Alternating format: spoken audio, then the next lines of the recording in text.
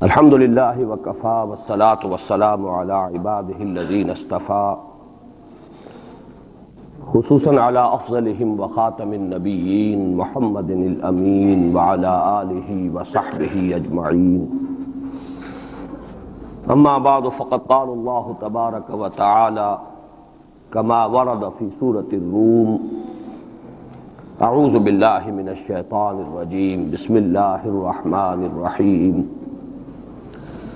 الف لام میم غلبت الروم في ادنى الارض وهم من بعد غلبهم سيغلبون في بضع سنين لله الامر من قبل ومن بعد ويومئذ يفرح المؤمنون بنصر الله ينصر من يشاء وهو العزيز الرحيم وعد الله لا يخلف الله وعده ولكن اکثر الناس لا يعلمون صدق الله العظيم رب اشرح لي صدري ويسر لي امري واحلل عقدة من لساني يفقهوا قولي اللهم ربنا الهمنا رشدنا واعذنا من شرور انفسنا اللهم ارنا الحق حقا وارزقنا اتباعه وارنا الباطل باطلا وارزقنا اجتنابه اللهم نور قلوبنا بالایمان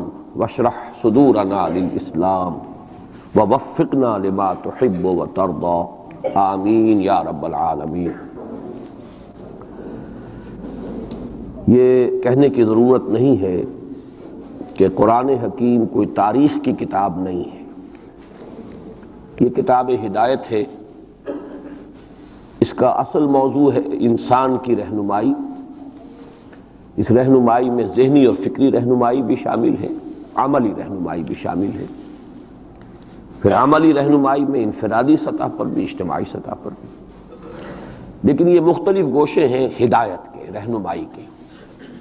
باقی جتنے علوم ہیں وہ چاہے وہ فزیکل سائنسز کا دائرہ ہو اور چاہے سوشل سائنسز کا دائرہ ہو، سوشل سائنسز کا ظاہر بات ہے کہ معاملہ زیر بحث آیا ہے، اس لیے کہ اس کا تعلق انسان کی عملی زندگی سے ہے، معاشیات ہیں، سیاسیات ہیں، معاشرتی مسائل ہیں، تو یہ تو ہدایت کے موضوعات ہیں اور انہی سے پھر سوشل سائنسز میں بحث ہوتی ہے۔ جہاں تک فزیکل سائنسز کا تعلق ہے وہ بنیادی طور پر قرآن کا موضوع نہیں ہے، لیکن کہیں کہیں فینومینا آف دی نیچر کا جو حوالہ آیا ہے تو ظاہر بات ہے کہ وہ حوالہ غلط تو نہیں ہو سکتا، اللہ کا کلام ہے۔ بہرحال اس وقت کہنے کی بات یہ ہے کہ قرآن مجید کتاب ہدایت ہے، یہ تاریخ کی کتاب نہیں ہے۔ یہاں تک کہ انبیاء اور رسل اور ان کی قوموں کے جو حالات قرآن میں بیان ہوئے ہیں کہا جا سکتا ہے یہ تاریخ ہے۔ حضرت نوح علیہ السلام، حضرت ہود علیہ السلام، حضرت ابراہیم علیہ السلام، ان کے حالات و واقعات یقیناً تاریخ کا جز ہے۔ لیکن یہ نوٹ کیجئے کہ قرآن حکیم میں ایک تو یہ کہ بہت سے انبیاء اور رسل کے واقعات کا تذکرہ بار بار آیا ہے، تکرار کے ساتھ، اعادے کے ساتھ، اگرچہ اس میں تکرار محض نہیں ہے، سیاق و سباق کا فرق ہوتا ہے کہ کس جگہ پر کیا مسئلہ زیر بحث ہے، تو مختلف جو انبیاء اور رسولوں کی تاریخ ہے ان کے بھی اس پہلو کو وہاں لے آیا جائے گا جو خاص اس سیاق و سباق سے متعلق ہو۔ لیکن دوسری بات یہ کہ وہ بھی تاریخی ترتیب کے ساتھ قرآن میں بیان نہیں ہوئے۔ اس کے لیے ہمیں تورات جو ہے وہ مدد دیتی ہے کہ تورات میں جو بھی تاریخ آئی ہے انبیاء کی وہ ایک ترتیب کے ساتھ آئی ہے، تاریخی اس کے اندر ترتیب موجود ہے۔ قرآن مجید میں وہ تاریخی ترتیب نہیں ہے۔ اس کے علاوہ جس وقت قرآن نازل ہوا، یہ اب آج سے 1400 برس سے زائد کا عرصہ ہو گیا ہے، اس لیے کہ اب 1400 برس تو حضور صلی اللہ علیہ وسلم کے انتقال پر بھی اس سے زیادہ عرصہ گزر چکا ہے، اور اس سے تقریباً 22-23 برس قبل قرآن نازل ہونا شروع ہوا۔ اس کی جو کنٹمپریری ہسٹری ہے اس دور کی، اس کا بھی ریفرنس قرآن میں نہیں ہے، سوائے ایک مقام کے جس کی میں نے یہ آیات ابھی تلاوت کی۔ تو یہ میں نے تمہید اصل میں اس اعتبار سے کہ سورہ روم اس کی یہ ابتدائی 6 آیات جو ہیں یہ ایک استثناء ہے کہ اس میں قرآن کا جو زمانہ نزول ہے اس کا ایک تاریخی اہم واقعہ ہے جس کی طرف ریفرنس ہے، اور یہ ریفرنس ایک پیشین گوئی کی صورت میں ہے۔ تو میں ان دونوں چیزوں کی قدر وضاحت کروں گا، اور اس لیے کہ اس وقت کے جو حالات ہمارے ہیں انڈین سب کانٹیننٹ کے، بر عظیم پاک و ہند، اس میں ایک مشابہت ہے ان حالات کے ساتھ۔ میری آج کی گفتگو کا عنوان آپ کو معلوم ہے کہ بابری مسجد کی شہادت اور اب بر صغیر پاک و ہند میں اسلام اور مسلمانوں کا مستقبل کیا ہے، اس کے حوالے سے گفتگو کرنی ہے۔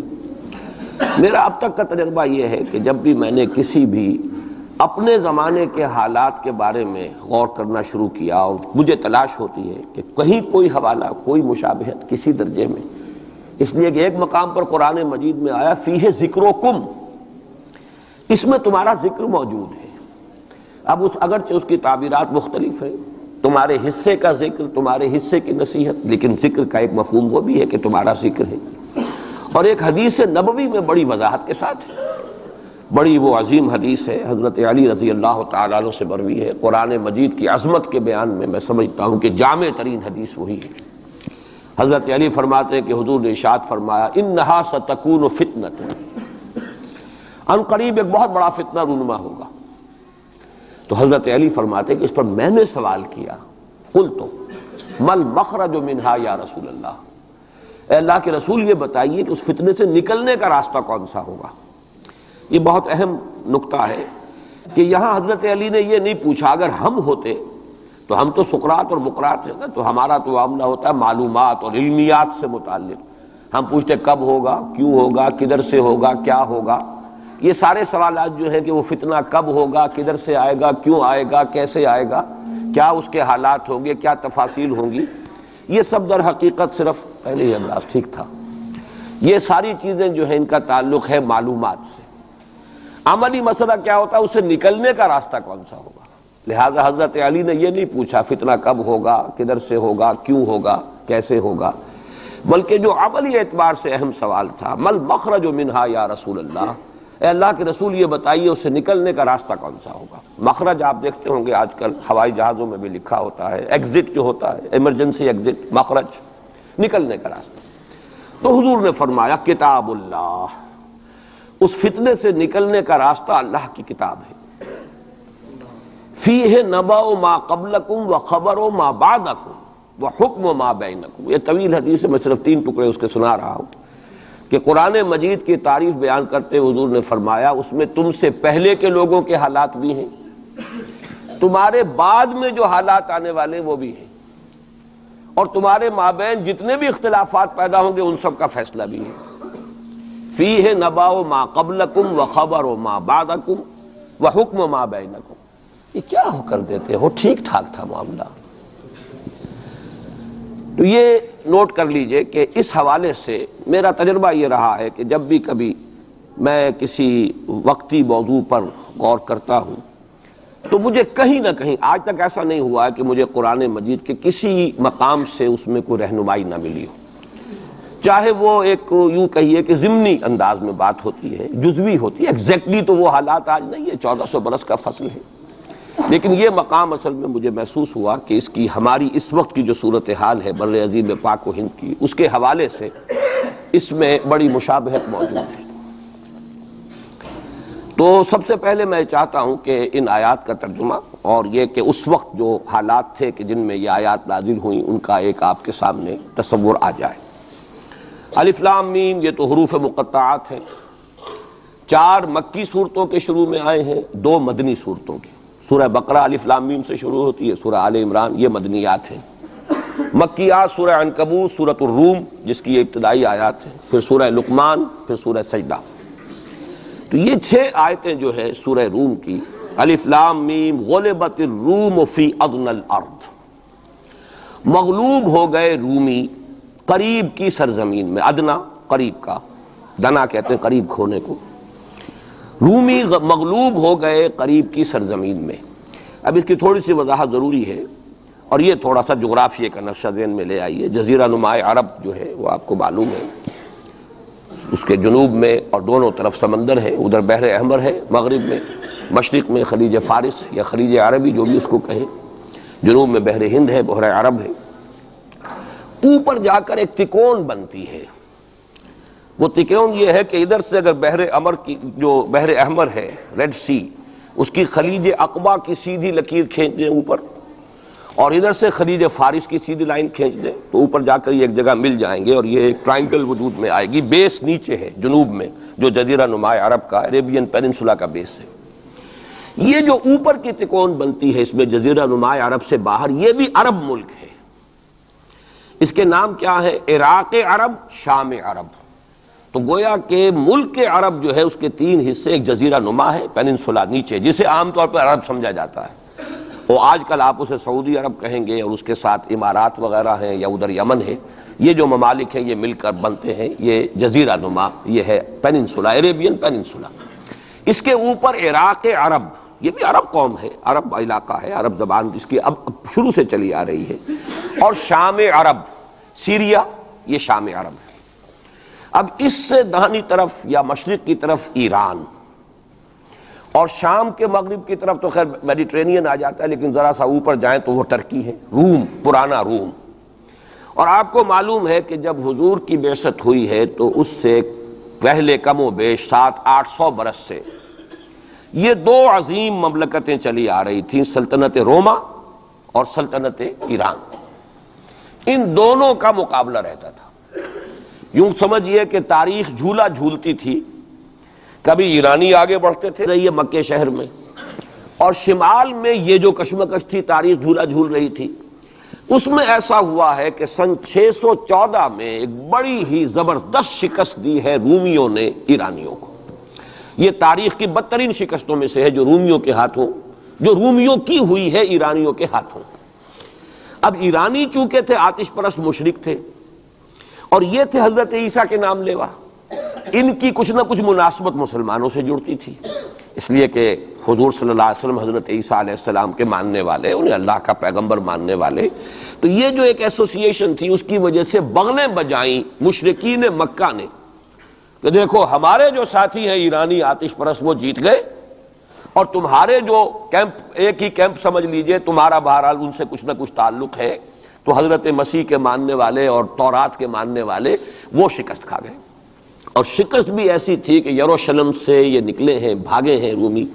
ہرقل اس وقت وہ ایمپرر تھا، ہیرکلیس، اور ایلیا جو ان کا کہلاتا ہے یروشلم میں وہ ہیکل، اس سے جو ان کی بڑی صلیب تھی وہ بھی وہاں سے لے گئے وہ، اور گویا کہ ان کے لیے تو سمجھیے کہ یہ مذہبی اعتبار سے ایک موت تھی کہ ان کی مذہبی علامت، ان کے لیے شاعر جو ہے ان کے مذہبی، ان میں سب سے مقدس شے جو تھی وہ بھی ایرانی وہاں سے لے گئے۔ اور بہت ہی زبردست شکست ہوئی ہے اس وقت رومیوں کو، ہیرکلیس کو۔ اس پر جو بغلیں بجی مشرکین مکہ نے، جو اس پر خوشیاں منائی، مسلمانوں کو ایک طرح سے یوں سمجھیے کہ انہیں ستانے کے لیے، چڑھانے کے لیے، دیکھو وہ جیت گئے، اسی طرح تمہارا بھی قلع قما ہو جائے گا، تمہاری بھی کوئی بنیاد، لستم علی شیء، تمہاری بھی کوئی حقیقت نہیں ہے، جیسے رومی جو ہے وہ شکست کھا گئے، تم بھی ختم ہو جاؤ۔ اس وقت یہ آیات نازل ہوئی ہیں، اور یہ آیات اب پیشن گوئی کی صورت میں نازل ہوئی ہیں مسلمانوں کی دلجوئی کے لیے۔ ان کا جو مورال اس وقت گر رہا تھا مکے کے مسلمانوں کا، ابھی ہجرت نہیں ہوئی ہے، ابھی تو یہ مکے ہی میں معاملہ چل رہا ہے۔ 610 میں حضور پر وحی کا آغاز ہوا ہے، گویا کہ یہ 5واں برس ہے نبوت کا، ابھی ہجرت سے 7 سال پہلے کی بات ہو رہی ہے یہ جو مکے کے اندر جو صورتحال ہے۔ تو وہاں انہیں خبر دی گئی، الف لام میم غلبت الروم فی ادنی الارض، قریب کی سرزمین میں، اب یہ جزیرہ نما سے قریب ہے یہ پورا علاقہ شام کا، عراق کا، رومی مغلوب ہو گئے، رومیوں کو شکست ہو گئی۔ وَهُمْ مِنْ بَعْدِ غَلَبِهِمْ سَيَغْلِبُونَ، اور وہ اپنی اس مغلوبیت کے بعد پھر غالب آ جائیں گے۔ یہ پیشن گوئی ہے کہ یہ صورتحال مستقل نہیں ہے، یہ عارضی سی بات ہے، اس پر بغلیں نہ بجاؤ، اس پہ خوشیاں نہ مناؤ، اور اے مسلمانوں تم دل گرفتہ نہ ہو، رنجیدہ نہ ہو، بلکہ یہ عارضی بات ہے۔ غلبت الروم فی ادنی الارض وَهُمْ مِنْ بَعْدِ غَلَبِهِمْ سَيَغْلِبُونَ فِي بِضْعِ سِنِينَ، تعین کے ساتھ یہاں پر معین کر دیا ہے اللہ نے کہ بضع سنین میں، چند سالوں میں، لیکن بضع کے لفظ کا اطلاق ہوتا ہے عربی زبان میں 3 سے لے کر 9 تک پر، 10 سے کم 3 سے زائد، یہ بضع ہے۔ فی بضع سنین، ان سالوں کے اندر یہ پلٹا کھا جائیں گے حالات، ٹیبل ول بی ٹرنڈ، اور پھر جو ہے رومیوں کو فتح حاصل ہو جائے گی۔ یہ پیشن گوئی ہے۔ میں اب یہاں اس حوالے سے ذرا 2 باتیں کہہ دوں پھر آگے چلوں گا۔ میں نے خاص طور پر آج اس مقام کو اس لیے بھی چنا ہے کہ میں یہ محسوس کرتا ہوں کہ ہمارے ہاں جو حضور صلی اللہ علیہ وسلم کی احادیث میں پیشین گوئیاں ہیں، ہمارے ہاں کا جدید تعلیم یافتہ طبقہ ان کی طرف کوئی توجہ نہیں دیتا، بلکہ سمجھتا ہے کہ ادھر اس بے اعتنائی کا رویہ اختیار کرتا ہے کہ کوئی کیا باتیں ہیں، یہ آدمی کو کام کرنا چاہیے، یہ کیا پیشین گوئیوں کے بارے میں کیا دلچسپیاں لینا ہے۔ تو پہلے تو وہ یہ نوٹ کر لیں کہ پیشین گوئیاں صرف حدیث میں نہیں ہے، قرآن میں بھی ہے، قرآن میں یہ پیشین گوئی آئی ہے۔ فرق تو ہوگا حدیث کی پیشین گوئی اور قرآن کی پیشین گوئی کا۔ کیا فرق ہوگا؟ نمبر ایک یہ کہ قرآن کا تو ہر حرف جو ہے وہ یقینی ہے۔ حدیث کے بارے میں یہ ہو سکتا ہے روایت بالمعنی ہو، روایت کرنے میں کوئی لفظ تھوڑا بہت بدل گیا ہو، پھر حدیث کی سند کیا ہے، وہ صحیح بخاری کی ہے، صحیح مسلم کی ہے، اس کا استناد کا پایا کیا ہے، درجہ کیا ہے، جبکہ قرآن مجید کا ہر حرف جو ہے وہ مستند ہے، بلا لا ریب فیہ کا مصداق ہے۔ یہ فرق تو ہوں گے۔ اور دوسرا فرق بہت اہم یہاں ہے کہ یہاں سالوں کا تعین کر دیا گیا ہے، یعنی زیادہ سے زیادہ 9 برس کے اندر اندر یہ صورتحال بدل جائے گی۔ حدیث میں جو پیشین گوئیاں آئی ہیں ان میں کوئی تعین وقت کا نہیں، بلکہ سورہ انبیاء کے آخر میں 2 آیتوں میں حضور سے یہ کہا گیا کہ آپ کہہ دیجئے ان ادری اقریب ام بعید ما توعدون، اے نبی ان سے کہہ دیجئے کہ مجھے یہ معلوم نہیں ہے کہ جس چیز کی تمہیں خبر دی جا رہی ہے، جس چیز کا وعدہ تم سے کیا جا رہا ہے وہ قریب ہے یا دور ہے، ٹائم ٹیبل میں نہیں جانتا، لیکن جو میں کہہ رہا ہوں وہ ہو کر رہے گا۔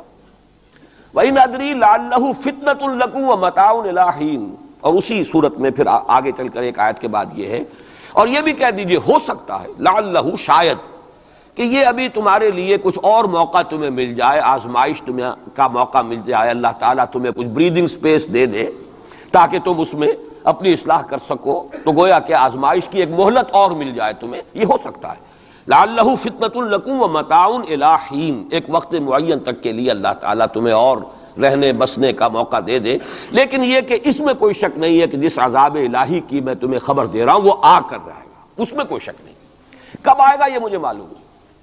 اسی کی ایک مثال اور بھی ہے، نوٹ کر لیجئے، جب حضور نے خواب دیکھا، اور نبی کا خواب بھی وہی ہوتا ہے کہ ہم عمرہ کر رہے ہیں، حضور نے صحابہ کو حکم دے دیا۔ سن 6 ہجری کا یہ واقعہ مشہور ہے کہ اب تقریباً 1400 یا بعض روایات میں آتا 1800 صحابہ کے ساتھ آپ احرام باندھ کر عمرے کے لیے اور مکے کا سفر کر رہے ہیں، حدیبیہ تک پہنچ گئے۔ اب وہاں جو صورتحال پیش آئی، مکے والے اڑ گئے، کسی قیمت پر ہم نہیں کرنے دیں گے، گویا کہ خون کی ندیاں بہہ جائیں گی۔ تو وہاں کی صورتحال کو دیکھ کر مصالحت کی حضور نے، صلح کی، صلح حدیبیہ مشہور، صلح حدیبیہ بہت ہی اہم ہے، تاریخ کا، سیرت النبی کا بہت اہم واقعہ ہے۔ اس پر بعض لوگوں کے ذہنوں میں یہ اشکال پیدا ہوا کہ حضور نے تو کہا تھا کہ میں نے خواب دیکھا ہے، اور نبی کا خواب تو وہی ہوتا ہے، اور ہم اس وقت جا رہے ہیں بغیر عمرہ کیے، تو گویا کہ ایک وسوسہ تو آ سکتا ہے، بڑے سے بڑے آدمی کے ذہن میں آ سکتا ہے۔ اور صحابہ کرام تو آ کر حضور سے کہتے بھی تھے کہ حضور بذا اوقات ہمیں اپنے دل میں ایسی باتیں بھی محسوس ہوتی ہیں کہ زبان پر لانے سے ہم زیادہ بہتر سمجھتے ہیں کہ ہمیں زندہ آگ میں جلا دیا جائے، یعنی ایسے وسوسے بھی ہمارے دل میں آ جاتے ہیں، دماغ میں آ جاتے ہیں۔ تو حضور نے فرمایا کیا واقعی تم ایسا محسوس کرتے ہو کہ اس بات کو زبان پر لانے سے بہتر ہے کہ ہمیں زندہ جلا دیا جائے؟ عرض کیا جی ہاں، یہ تو ہمارا، فرمایا ذاک ایمان، یہی تو ایمان ہے۔ شیطان وسوسہ اندازی کرے گا، لیکن جب تمہارا یہ احساس ہے کہ یہ بات اتنی بری ہے کہ مجھے زندہ جلا دیا جائے، یہ میرے لیے اہون ہے، ہلکا ہے بنسبت اس کے کہ میں اس بات کو زبان پر لاؤں، تو ثبوت ہے کہ ایمان موجود ہے۔ ریئیکٹ کا کون سی شے کر رہی ہے اس کے خلاف جو رد عمل پیدا ہوا وہ ایمان سے ہے نا، تو یہ تو پھر ایمان کا ثبوت ہے، یہ آپ نے اطمینان دلایا۔ تو وسوسے بعض صحابہ کے ذہنوں میں یہ بھی پیدا ہوئے، تو حضور نے فرمایا تھا کہ میں نے کہا تھا کہ ہم کریں گے عمرہ، لیکن میں نے یہ کب کہا تھا کہ اسی سال ضرور کریں گے۔ گویا کہ ٹائم ٹیبل میں فرق ہو سکتا ہے، یعنی جہاں تک اللہ کا فرمان ہے اس میں ٹائم ٹیبل کا بھی فرق نہیں ہوگا، ناممکن ہے، لیکن نبی کی پیشین گوئیوں میں یا خبروں میں ٹائم ٹیبل کے اندر فرق واقع ہو سکتا ہے کہ اس سال نہیں ہوا، اگلے سال پھر اس کو عمرہ قضا کہتے ہیں۔ قریش نے یہ مان لیا تھا کہ اس سال تو آپ جائیے، ہماری پریسٹیج جو ہے وہ اسی طرح قائم رہتی ہے، ورنہ تو گویا کہ ہم بالکل ہی آپ کے سامنے بچ گئے اور ہم نے گویا کہ بالکل ہی شکست مان لی۔ اس سال تو آپ جائیں، اگلے سال آئیے، 3 دن کے لیے ہم مکہ خالی کر دیں گے، بالکل ہم چلے جائیں گے پہاڑوں میں، آپ مکے میں رہیں 3 دن اور جس طرح چاہیں طواف کریں اور عمرہ کریں۔ بہرحال اگلے سال پھر وہ عمرہ ہوا، اسے عمرہ قضا کہتے ہیں۔ یہ بھی میں نے مثال دی ہے کہ ٹائم ٹیبل کا جہاں تک تعلق ہے، حضور کی دی ہوئی پیشین گوئیاں جو ہیں اس کے بارے میں ہم تعین نہیں کر سکتے کہ یہ کب ہوگا، گمان کر سکتے ہیں، اندازہ ہو سکتا ہے، لیکن تعین نہیں۔ جبکہ یہاں یہ ہوا فی بضع سنین، الف لام میم غلبت الروم فی ادنی الارض وہم من بعد غلبہم سیغلبون فی بضع سنین، چند سالوں کے اندر اندر۔ اب اس پر یہ واقعہ بھی آپ نوٹ کر لیجئے کہ حضرت ابو بکر رضی اللہ تعالی عنہ نے انہی آیات کی بنا پر ایک شرط کر لی ایک کافر سے، مشرکین مکہ کے سرداروں میں سے ایک سے، کہ 3 سال کی شرط انہوں نے لگا دی، کم سے کم مدت جو ہوتی بضع کی 3 سال، کہ 3 سال کے اندر اندر اگر یہ صورتحال تبدیل نہ ہوئی تو میں 100 اونٹ تمہیں دوں گا، اور اگر قرآن کی پیشن گوئی درست ہو گئی تو تم 100 اونٹ مجھے دو گے۔ اور اس وقت تک اس طرح کی شرط لگانا ابھی حرام نہیں ہوا تھا، چونکہ شریعت کے احکام تفصیلی تو آئے نہیں تھے، ابھی تو نہ شراب حرام تھی نہ جوا حرام تھا، تو اس طرح کی شرط لگانا کس طرح کوئی حرام والی بات تو تھی نہیں۔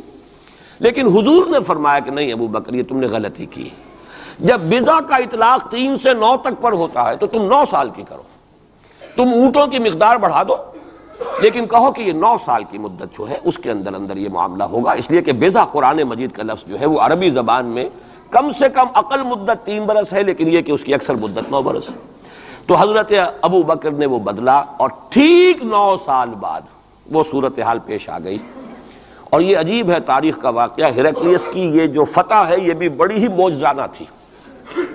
وہ جو ڈائریکٹ روٹ تھا جس سے کہ ہمیشہ ان کی جنگیں ہوتی تھی، یعنی اس کے ترکی کے مشرقی علاقے سے آ کر رومی جو ہے پھر میدان جنگ کو اختیار کریں، بحیرہ کیسپین کا راؤنڈ دے کر پہاڑی جو یہ علاقہ ہے اس کے پیچھے سے آ کر اس نے حملہ کیا ہے، اور ایک دم اچانک جو ہے ایرانیوں کو گویا کہ سرپرائز اٹیک کیا ہے۔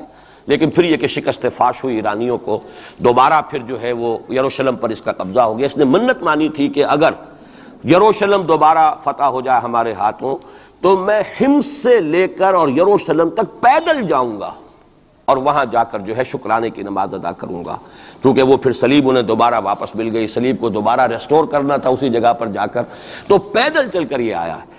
اور تاریخ میں نوٹ کر لیجیے جب یہ پیدل چل کر آیا تھا اسی وقت، اب زمانہ کافی گزر چکا تھا، تو پھر جو حضور کا نامہ مبارک گیا ہے سن 7 ہجری میں، یہ وہ زمانہ ہے جبکہ یروشلم وہ آیا ہوا تھا، اور اس وقت پھر ابو سفیان کو بلا کر، اس وقت تک وہ ایمان نہیں لائے تھے، حضور کے نامہ مبارک پر پھر ہرقلیس نے پھر سوال جواب کیے اور معلومات حاصل کی ہیں، کون شخص ہے، کیسا ہے، حسب نسب کیسا ہے، اس کا کردار کیسا رہا ہے، کون لوگ اس پر ایمان لا رہے ہیں، جو ایمان لاتے ہیں ان میں سے کوئی واپس بھی جاتا ہے کہ نہیں جاتا، کوئی مرتد بھی ہوتا ہے۔ بڑا ذہین انسان تھا، بڑا عالم و فاضل انسان تھا، پہچان چکا تھا کہ یہ وہی نبی ہے جن کا ہم انتظار کر رہے ہیں۔ لیکن وہ یہ چاہتا تھا کہ جیسے قسطنطین نے اس وقت یہ کیا تھا کہ وہ جب اس نے مذہب بدلا ہے، عیسائیت اختیار کی، تو پوری مملکت جو ہے عیسائی ہو گئی، تو نظام انٹیکٹ رہا، وہی ان کا بادشاہت کا نظام قائم رہا۔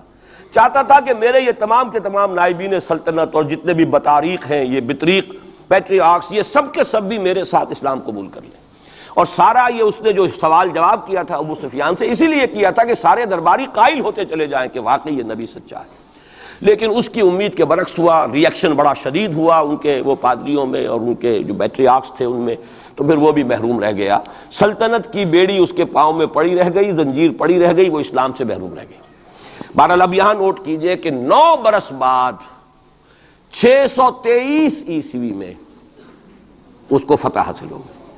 حضرت عمر نے وہ 100 اونٹ حاصل کیے، اگرچہ حضور نے پھر اس کے بارے میں حکم دیا کہ اسے صدقہ کر دو، اس کو اب تم اپنے ذاتی استعمال میں نہ لاؤ، صدقہ کر دو۔ اچھا، اس کے ساتھ اس پیشن گوئی میں دوسرا حصہ بھی ہے، الف لام میم غلبت الروم فی ادنی الارض وهم من بعد غلبهم سیغلبون فی بضع سنین للہ الامر من قبل ومن بعد۔ اللہ ہی کے ہاتھ میں ہے تمام معاملات کا اختیار، پہلے بھی اور بعد میں بھی، یہ تو ایمان کی بنیادی حقیقت ہے۔ وَيَوْمَئِذٍ يَفْرَحُ الْمُؤْمِنُونَ، اور اس روز اہل ایمان بھی بہت خوشیاں منا رہے ہوں گے۔ یہ اس پیشن گوئی کا دوسرا حصہ ہے۔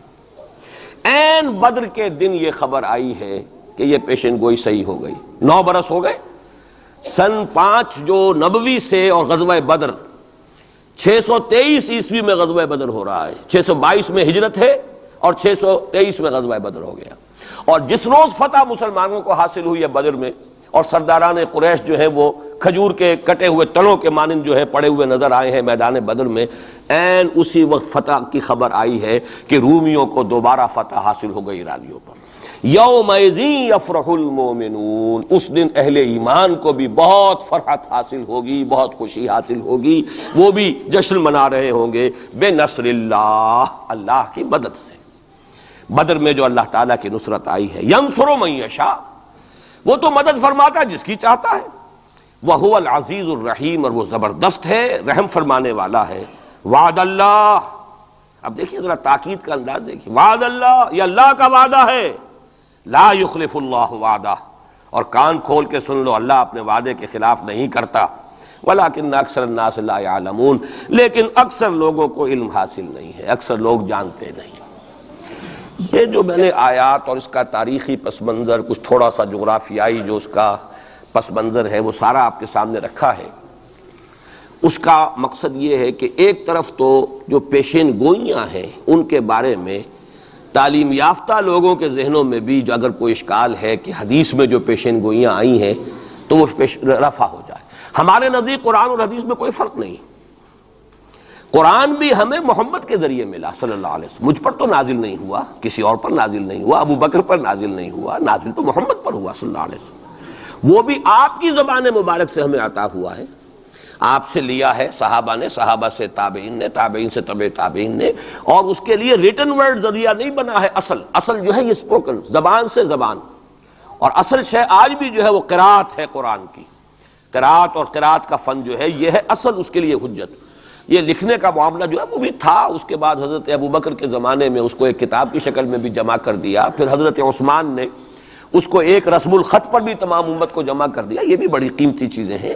لیکن اصل جو ہے میڈیم قرآن مجید کا منتقل ہونا کہ قلب محمد پر نازل کیا جبرائیل نے، انہ نزلہ علی قلبک، پھر لسان محمد سے صلی اللہ علیہ وسلم حاصل ہوا صحابہ کو، پھر صحابہ کی زبانوں سے، پھر یہ تابعین کو، تبع تابعین کو، تو یہ منتقل ہوتا آ رہا ہے۔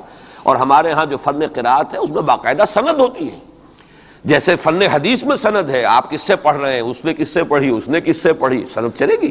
اسی طریقے سے فن قرات میں سند ہے، جو ہمارے ہاں قراء ہوتے ہیں ان کا تعلق جو ہے وہ جڑ جائے گا اسی دور صحابہ کے قراء کے ساتھ۔ بہرحال اس وقت جو میں عرض کر رہا تھا کہ قرآن اور حدیث میں یہ فرق نہیں ہے، دونوں چیزیں محمد کی ادا کرنا، اور ہمیں معلوم ہے کہ حضور کو وحی صرف قرآن کی شکل میں نہیں ہوئی ہے، وحی خفی بھی ہوئی ہے، بہت سی باتیں اللہ تعالیٰ دل میں ڈالتا تھا، حضور کا خواب بھی وحی ہے، اس اعتبار سے وہ وحی خفی جس کو ہم کہتے ہیں اس پر بھی ہمارا ایمان ہے۔ البتہ فرق کیا ہے، جیسا کہ میں عرض کر چکا، یہ لفظ بلفظ محفوظ ہے، حرف بحرف، بلکہ لفظ بھی بڑی شے ہے، حرف بحرف محفوظ ہے، وہاں یہ ہے کہ اس طرح کی حفاظت کا جو ہے وہ دعویٰ نہیں ہے۔ نمبر دو یہ کہ یہاں جو شے ہے وہ اپنے ٹائم ٹیبل کے حوالے سے بھی قطعی ہوگی، وہاں یہ ہے کہ ٹائم ٹیبل کا ہم تعین نہیں کر سکتے، جبکہ قرآن مجید ہی کی 2 آیات آپ کو محکم سنا چکا ہوں، ان ادری اقریب ام بعید ما توعدون، نبی کہہ دیجئے مجھے نہیں معلوم جو کچھ تم سے وعدہ کیا جا رہا ہے وہ قریب ہے یا دور ہے، وَإِنْ أَدْرِي لَعَلَّهُ فِتْنَةٌ لَكُمْ وَمَتَاعٌ إِلَىٰ حِينٍ، اور میں نہیں جانتا، ہو سکتا ہے کہ ابھی تمہیں اللہ ایک مہلت اور دے دے، اور ابھی تمہیں اور رہنے بسنے کا موقع دے دے، تاکہ تمہیں ایک مہلت آزمائش مزید مل جائے۔ اب جو میں ذرا صرف حوالہ دوں گا، اس وقت تفصیل میں جانے کا موقع نہیں ہے، اس لیے کہ گزشتہ سال اس پہ تفصیل سے کئی جمعوں میں یہاں گفتگو کر چکا ہوں۔ قرب قیامت کی جو پیشین گوئیاں محمد الرسول اللہ صلی اللہ علیہ وسلم نے ہمیں دی ہیں، ان کو نوٹ کر لیجئے کہ وہ 2 قسم کی ہیں۔ ایک تو خاص خرق عادت واقعات جو قرب قیامت سے زمانے میں ہوں گے، سورج کا مغرب سے نکلنا اور اسی طرح کی دوسری اور علامات ہیں۔ ایک تو وہ علامات ہیں جن کو ہم کہتے ہیں علامات قیامت، اس میں پوری کتابیں لکھی گئی ہیں، غالباً شاہ رفیع الدین رحمۃ اللہ علیہ دہلوی جو ہیں ان کی پوری کتاب اس کے اوپر موجود ہے، اس لیے کہ احادیث میں اس کی بڑی جو واضح نشانیاں ہیں وہ دی گئی۔ ایک یہ ہے کہ قیامت سے متصلاً قریب کے زمانے کے کچھ تاریخی واقعات کا تذکرہ ہے۔ یہ ہیں 2 چیزیں کہ جن کو میں نے کافی پچھلے دنوں یہاں بیان کیا ہے، اس وقت میں صرف اس کا حوالہ دینا چاہتا ہوں، اور وہ حوالہ کیا ہے؟ پہلی بات یہ ہے کہ احادیث نبویہ سے صراحت کے ساتھ ثابت ہے کہ قیامت سے قبل پورے کرۂ ارضی پر اللہ کا دین اسی طرح غالب ہوگا جیسے کہ حضور کے دست مبارک سے آپ کی اپنی حیات طیبہ کے دوران جزیرہ نما عرب میں غالب ہو گیا تھا۔ یہ قطعی بات ہے، حضور نے 5 ادوار گنائے، یہ حدیثیں ہم نے اس کے ٹیکسٹ بھی عام کیے ہیں، ندائے خلافت میں ان کے ٹائٹلز پر شائع کیا ہے تاکہ یاد کریں آپ حضرات ان حدیثوں کو، اس لیے کہ جو حالات اس وقت ہیں اور جو سامنے آنے والے ہیں بہت مایوس کن حالات ہیں، اور مایوس کن حالات میں پھر اگر امید کی کوئی ڈور جو ہے وہ ہاتھ میں رہے تو آدمی کو سنبھالا ملتا رہتا ہے، کہیں نہ کہیں کچھ امید بھی جو ہے کہ دامان خیال یار چھوٹا جائے ہے مجھ سے، وہ امید کا دامن جو ہے ہاتھ سے بالکل ہی نہ چھوٹ جائے تو کوئی نہ کوئی نا امیدی سنبھلنے دے مجھے ہے نا امیدی کیا قیامت ہے، بڑا پیارا مصرع ہے، سنبھلنے دے مجھے ہے نا امیدی کیا قیامت ہے کہ دامان خیال یار چھوٹا جائے ہے مجھ سے، تو نا امیدی بہت بری شے ہے، لا تقنطوا من رحمۃ اللہ۔ اس اعتبار سے جو حالات امیڈیٹلی اس وقت سامنے ہیں اور جو آ رہے ہیں وہ نہایت مایوس کن، نہایت تکلیف دہ، ان میں ضرورت ہے کہ یہ جو ہمارے لیے کچھ امید افزا خبریں اور پیشن گوئیاں ہیں ان کو بڑے پیمانے پر عام کیا جائے تاکہ لوگ جو ہیں اس کے حوالے سے اپنے حوصلوں کو، اپنے امنگوں کو، ولولوں کو کچھ برقرار رکھ سکیں اور ان میں کچھ کام کرنے کا جذبہ، اس لیے کہ ایسے لوگ کم ہوتے ہیں اور اللہ تعالیٰ سے دعا کرتا ہوں کہ اللہ تعالیٰ مجھے ان میں شامل کر دے، آپ کو بھی شامل کرے۔ ایسے لوگ ہوتے ہیں کم کہ جو بالکل حالات سے اپنا تعلق منقطع کر کے، مائنس ہے یا پلس ہے اور پازیٹیو ہے یا نیگیٹو ہے، اس سے بالکل منقطع کر کے اپنے احساس فرض کے تحت کام کرے، میرا تو فرض ہے مجھے کرنا ہے، بات ختم ہو گئی۔ کیا حالات ہیں، کیا امیدیں ہیں، کیا کیلکولیشنز ہیں، کیلکولیٹنگ مائنڈ سے انہیں کوئی سروکار نہیں ہوتا، ہمیں اس سے بحث نہیں، کوئی نتیجہ نکل رہا ہے یا نہیں نکل رہا، یا نکل سکتا ہے یا نہیں نکل سکتا، کوئی امید ہے یا نہیں ہے۔ حضرت نوح علیہ السلام 950 برس تک دعوت دیے چلے جا رہے ہیں، کون سی امید تھی؟ آخری وقت تک کوئی امید بر نہیں آئی، کوئی امید تھی ہی نہیں۔ 950 برس کوئی تصور ہم نہیں کر سکتے، دعوت دے رہے، اس لیے کہ فرض ہے، آپ کے ذمہ ہے، آپ کو تو پہنچانا ہے۔ یا ایھا الرسول بلغ ما انزل الیک من ربک فإن لم تفعل فما بلغت رسالہ، اے رسول پہنچاتے رہو جو کچھ کے نازل کیا جا رہا ہے تم پر تمہارے رب کی طرف سے، تمہیں تو کرنا ہے۔ نتیجہ نکلے نہ نکلے، کو مانے نہ مانے، حالات بہتر ہوں یا اور بدتر ہو، اس سے بالکل لا تعلق۔ اس کو ہندی فلسفے میں ڈیٹیچمنٹ کہتے ہیں۔ اپنے آپ کو ایکشن جو ہے، ایکشن آدمی کر رہا ہے اپنے فرض کے تحت، اپنے آپ کو ڈیٹیچ کر لیجئے اس کے نتیجے سے۔ نتیجہ کو اچھا بھی نکلے تو خوشی بھی نہیں ہونی چاہیے، نتیجہ اگر کوئی برا نکلا تو افسوس بھی نہیں ہونا، یہ کوئی انتہا ہے، تھیوریٹیکل بات ہے۔ انسانی سطح پر تو یہی ہوگا کہ اچھا نتیجہ نکل رہا ہے تو کچھ نہ کچھ خوشی ہوتی ہے، فرحت ہوتی ہے، اطمینان ہوتا ہے، اور اگر کچھ دوسری صورت ہے تو پھر کچھ نہ کچھ رنج ہوتا ہے، افسوس ہوتا ہے۔ قرآن خود کہتا ہے فَلَعَلَّكَ بَاخِعٌ نَفْسَكَ أَلَّا يَكُونُوا مُؤْمِنِينَ، اے نبی کیا آپ اپنے آپ کو صدمے سے ہلاک کر لیں گے کہ یہ ایمان نہیں لا رہے؟ تو یہ صدمہ ہونا، رنج ہونا، دکھ ہونا، افسوس ہونا، یہ اپنی جگہ پر ہے۔ یا اگر کہیں کوئی کامیابی ہو جائے، حضرت عمر کے ایمان لانے کی خبر آئی تو حضور نے بھی نعرہ تکبیر بلند کیا، اب یہ ایک فوری تاثر ہے، ہونا چاہیے۔ آپ کو کسی چیونٹی نے کاٹا ہے کہیں سے تو فوراً ہاتھ آپ کا جو ہے وہ جنبش کھائے گا، یہ ریفلیکس ایکشن ہے، یہ ہوگا۔ لیکن ہندو فلسفی میں تو یہاں تک ہے کہ ڈیٹیچ کر لو اپنے آپ کو اس درجے کہ آپ کا اپنے ایکشن کے ساتھ، action for the sake of action, یا یوں کہیے کہ وہ اپنے مقصد کے تحت جو ہے آپ کام کر رہے ہیں۔ باقی یہ کہ کیا نتیجہ نکلتا ہے نہیں نکلتا ہے، امید افزا ہے یا مایوس کو، بالکل چھوڑ دیجیے۔ بہرحال اس کی ضرورت ہے، لیکن ایسے لوگ جیسا کہ میں نے عرض کیا ہوتے کم۔ اکثریت لوگوں کی ایسی ہوگی کہ جو کچھ نظر آتا ہو تو کچھ کام کرتے ہیں، کچھ حوصلہ بڑھتا ہے، پھر کچھ اور ہمت جو ہے بنتی ہے۔ اس حوالے سے میں کہتا ہوں کہ چونکہ جو موجودہ حالات ہیں اور مستقبل قریب میں جو حالات آ رہے ہیں وہ سخت مایوس کن ہیں، انہی کا بعد میں تذکرہ کروں گا۔ لیکن اس وقت جو ہے اگر ہم ان حدیثوں کو سامنے رکھیں گے کہ پہلی بات یہ کہ اس دنیا پر، پورے کرۂ ارضی پر دین کا غلبہ ہو کر رہے گا، دین حق اسی طرح نافذ ہوگا جیسے کہ حضور کے ہاتھوں نافذ ہوا ہے جزیرہ نما عرب۔ اور یہ جو گلوبل ڈومینیشن ہے اسلام کی، یہ ایک تو اس سے بھی ثابت ہے کہ 3 مرتبہ قرآن میں فرمایا گیا هو الذی ارسل رسولہ بالہدی ودین الحق لیظہرہ علی الدین کلہ۔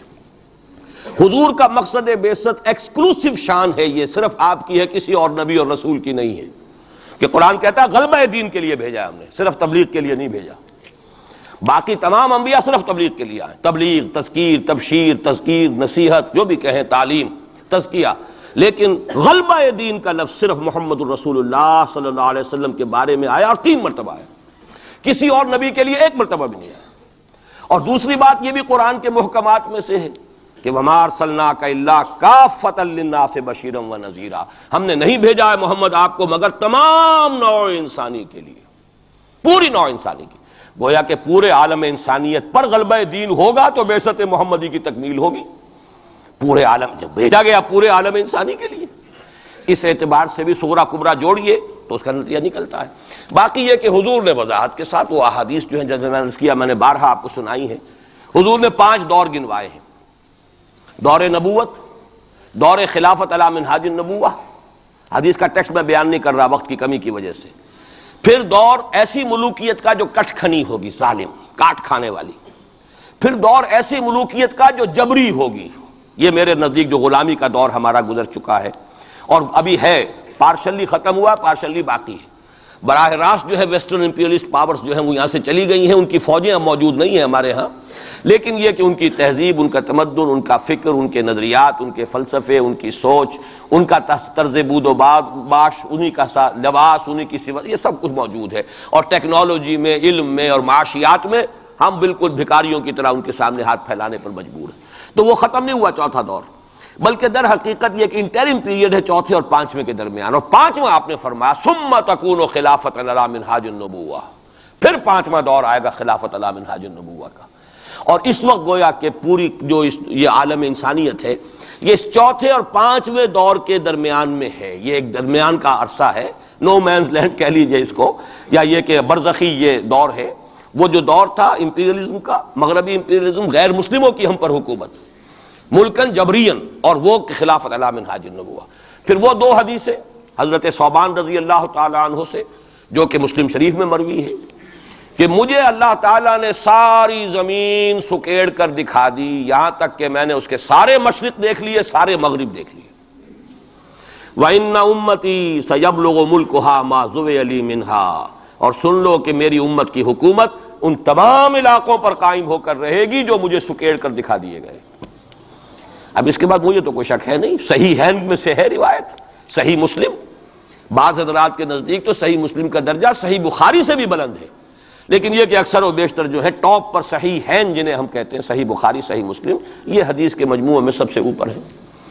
اچھا، دوسری حدیث حضرت مقداد ابن اسود سے، لا يبقى على الارض بیت وبر ولا مدر الا ادخل اللہ فیہ کلمۃ الاسلام، اللہ تعالیٰ اس روئے ارضی پر ایک گھر نہیں چھوڑے گا، نہ اینٹ گارے کا بنا ہوا گھر، نہ کوئی کمبلوں کا بنا ہوا خیمہ جس میں اسلام کو داخل نہ کر دیں۔ البتہ اسلام کا داخلہ 2 طریقوں سے ہوگا، بعز عزیز و ذل ذلیل، یا تو گھر والا اور خیمے والا اسلام قبول کر لے گا تو اسلام کے اعزاز کے ساتھ اس کا بھی اعزاز ہو گیا، وَلِلَّهِ الْعِزَّةُ وَلِرَسُولِهِ وَلِلْمُؤْمِنِينَ، عزت تو ہے اللہ کے لیے، اس کے رسول کے لیے، اہل ایمان کے لیے، گھر والا بھی اس کا اعزاز ہوا، اس کے گھر میں اسلام داخل ہوا اس کے اعزاز کے ساتھ۔ اگر نہیں قبول کرے گا تو نیچے ہو کر رہنا پڑے گا، یؤت الجزیۃ عن ید وہم صاغرون، چھوٹے ہو کر جزیہ پیش کرنا ہوگا۔ تو گویا کہ اسلام تو اس کے گھر میں بھی داخل ہو گیا، لیکن وہ بدبخت اعزاز اسلام سے خود محروم رہا، لیکن غلبہ تو ہو گیا نا۔ یدخلون فی دین اللہ افواجا کی وہ شکل تو ہو گئی کہ اللہ کا دین جو ہے وہ غالب ہو گیا، اطاعت تو انہیں کرنی پڑے گی، اسلام کی بالادستی قبول کرنی ہوگی، رہیں ہندو رہیں سکھ رہیں پارسی رہیں عیسائی رہیں، پرسنل لاء میں ان کی جان مال عزت آبرو کی حفاظت کا ذمہ بھی لیا جائے گا، ان کے عقائد کو بھی زبردستی نہیں بدلوایا جائے گا، ان کے مندروں گردواروں اور کلیساؤں اور سلوتاس جو ہیں سینیگاگز ان کی حفاظت کی جائے گی، لیکن بالادستی اسلام کی ہوگی۔ یہ ہے مسند احمد ابن حنبل کی روایت ہے حضرت مقداد ابن اسود سے۔ تو پہلی بات تو یہ ہے کہ یہ یقین، کم سے کم مجھے تو اس کا یقین حاصل ہے الحمدللہ، اور میں چاہتا ہوں کہ ہر شخص، ہر مسلمان کے دل میں یقین پیدا ہو۔ لیکن اس سے پہلے ایک اور دور ہے، وہ دور ہے کہ جس کو ہمارے اس زمانے میں آ کر 2 طبقوں نے اس کے بارے میں اتنی غلط فہمیاں پیدا کی ہیں، اور اکثر ہمارے پڑھے لکھے بزوں میں خیش راسخ العقیدہ مسلمانوں کے اندر بھی دلوں میں نقب لگی ہوئی ہے۔ سمجھتے ہیں کہ ہم تو قادیانی نہیں ہیں، سمجھتے ہیں کہ ہم تو منکر حدیث نہیں ہیں، لیکن ان حدیثوں پر ان کا یقین نہیں ہے، حالانکہ یہ بخاری شریف کی روایات ہیں، حالانکہ یہ مسلم شریف کی روایات ہیں کہ اس سے پہلے ایک دور آنا ہے، مسلمانوں پر سخت عذاب کا دور آنا ہے، اور یہ عذاب جو ہے شدید ترین عذاب، اس کی جو سب سے اہم شخصیت ہے المسیح الدجال، یہودیوں کے ہاتھوں آئے گا، اور یہودیوں میں ایک شخص پیدا ہوگا، کھڑا ہوگا جو مسیح ہونے کا دعویٰ کرے گا، المسیح الدجال، دجال کہتے ہیں فریبی کو، دجل فریب کو کہتے ہیں، جو فریب سے اپنے آپ کو مسیح کہلوائے گا کہ میں مسیح ہوں۔ اس کی وجہ کیا ہے کہ یہودیوں کے ہاں یہ روایت موجود تھی کہ ہمارا ایک سیویئر آئے گا، ہمارا ایک نجات دہندہ آئے گا جو ہمیں پھر دنیا کے اندر غلبہ دلوائے گا اور ہماری جو پرومسڈ لینڈ ہے وہ پوری کی پوری ہمیں دلوا دے گا۔ وہ جو گریٹر اسرائیل کا نقشہ انہوں نے بنا رکھا ہے، یہ ان کے پرومسڈ لینڈ ہے، خوابوں کی سرزمین ہے۔ اچھا وہ تو حضرت مسیح آئے تھے علیہ الصلوۃ والسلام، وہ تو آ گئے، انہوں نے مانا نہیں۔ جب مانا نہیں، انہیں تو مرتد قرار دیا، جادوگر قرار دیا، بازیگر قرار دیا، واجب القتل قرار دیا، اور اپنے بس پڑتے تو سولی پر چڑھائی دیا۔ وہ تو اللہ نے جو کیا وہ ایک علیحدہ مسئلہ ہے۔ اب وہ جگہ تو خالی ہے، جو آپ کہتے ہیں نا کہ کوئی ویکینسی ہے موجود، پوزیشن از ویکنٹ، ابھی وہ منتظر ہیں ایک مسیحا کے کہ ہمارا اصل مسیح آنے والا ہے۔ وہ ان کا کوئی لیڈر کھڑا ہوگا جو اس دعوے کے ساتھ کھڑا ہوگا کہ اب میں اس مہم کو شروع کرتا ہوں کہ جس سے وہ جو گریٹر اسرائیل ہے، پوری عظیم تر اسرائیل وجود میں لاؤں گا۔ دیر کیا لگتی ہے، کوئی وزیر اعظم جو بھی ہو اسرائیل کا کھڑا ہو جائے ڈٹ کر کہ ٹھیک ہے وی ڈکلیئر وار، اور ہم تو یہ علاقے اب لے کر رہیں گے۔ جس کو کہ اس نے بھی کہا ہے، یہ جو اس وقت ہے ریبین جو ہے، اس کے بارے میں خیال یہ ہوا تھا کہ جب یہ وزیر اعظم بنا اسرائیل کا کہ یہ بڑا ماڈریٹ ہے، بہت ایسا ہے ویسا ہے، اور اس نے وہ امریکن سے اپنا وہ 10 بلین کا جو لون لینا چاہتے تھے اس کو اوکے کرانے کے لیے کچھ دنوں کے لیے نئی سیٹلمنٹس کی تعمیر کا کام بھی سسپینڈ کر دیا، تو بڑی امیدیں ہو گئیں چلو جی ایک پروسیس آف جو پیس ٹاکس شروع ہو جائیں اور یہ ہو جائے۔ لیکن سب ثابت ہو چکا ہے۔ اسی زمانے میں وہ گیا اپنے فوجی ہیڈ کوارٹر میں، اور جا کر وہاں پہ اپنے فوجی آفیسرز کی وہ جو اب لوگوں میں تشویش ہو گئی ہوگی کہ ہم کس خواب کو دیکھ رہے ہیں اور یہ شخص کدھر چلنے لگ گیا ہے، تو جا کر کہا اور رپورٹ ہوئی ہے خبر۔ اس نے کہا یہ نہ سمجھو کہ گریٹر اسرائیل کو میں نے چھوڑ دیا ہے، اس کا نقشہ تو میرے دل پر کندہ ہے اور میں منتظر ہوں وہ وقت آئے کہ ہم وہ گریٹر اسرائیل قائم کریں۔ کوئی شخص کھڑا ہو جائے گا، اس کے لیے وہ ڈکلیئر کر دے گا، کوئی شکلیں اور کوئی سچویشن ہو سکتی ہے۔ اور اس اعتبار سے نوٹ کیجئے کہ یہ بابری مسجد کی شہادت کے بارے میں یہ صحیح بات کہی جا رہی ہے کہ یہ در حقیقت ایک فیلر ہے، ہنود اور یہود کے جو گٹھ جوڑ ہے۔ یہ میں آپ کو پہلے بتا چکا ہوں کہ یہ جو وہاں کا ہندو فنڈامنٹلسٹ ہے ہندوستان کا، باقاعدہ وفد گئے اسپین یہ معلوم کرنے کے لیے کہ اسپین میں مسلمانوں کو جو ایکسٹرمینیٹ کیا تھا کس طریقے سے کیا تھا۔ باقاعدہ یہ تو ریسرچ کرتے ہیں، محنتیں کرتے ہیں اور بہت ہی مستقل مزاجی کے ساتھ کام کرتے ہیں، انہوں نے تو باقاعدہ اس کا بھی جائزہ لیا ہوا ہے۔